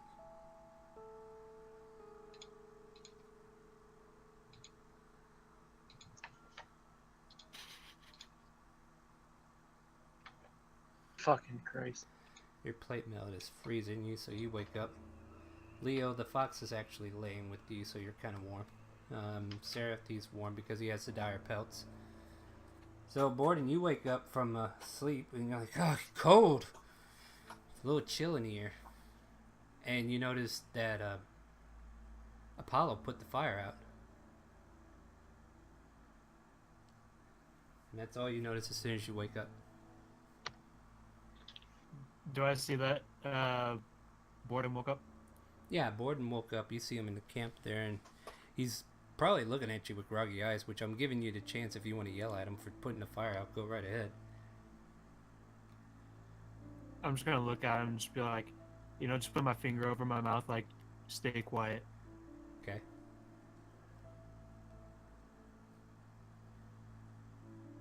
And yeah, the croaking noise goes further and further away. So you definitely feel like they left your camp. However, it is a little bit chilly, so Borden might have trouble getting back to sleep. However, his watch is coming up anyway, right? Yeah, I was on thirds. So if you want to try to go to sleep while it's cold, or do you want to start a fire again, or what? What would you like to do? I'll start the fire back up. Alright, so you go through the trouble of restarting the fire. Everybody kind of warms up. Borden, you're feeling alright now. At this point, yeah, your watch comes to a close. And Borden, let's get a perception check from you.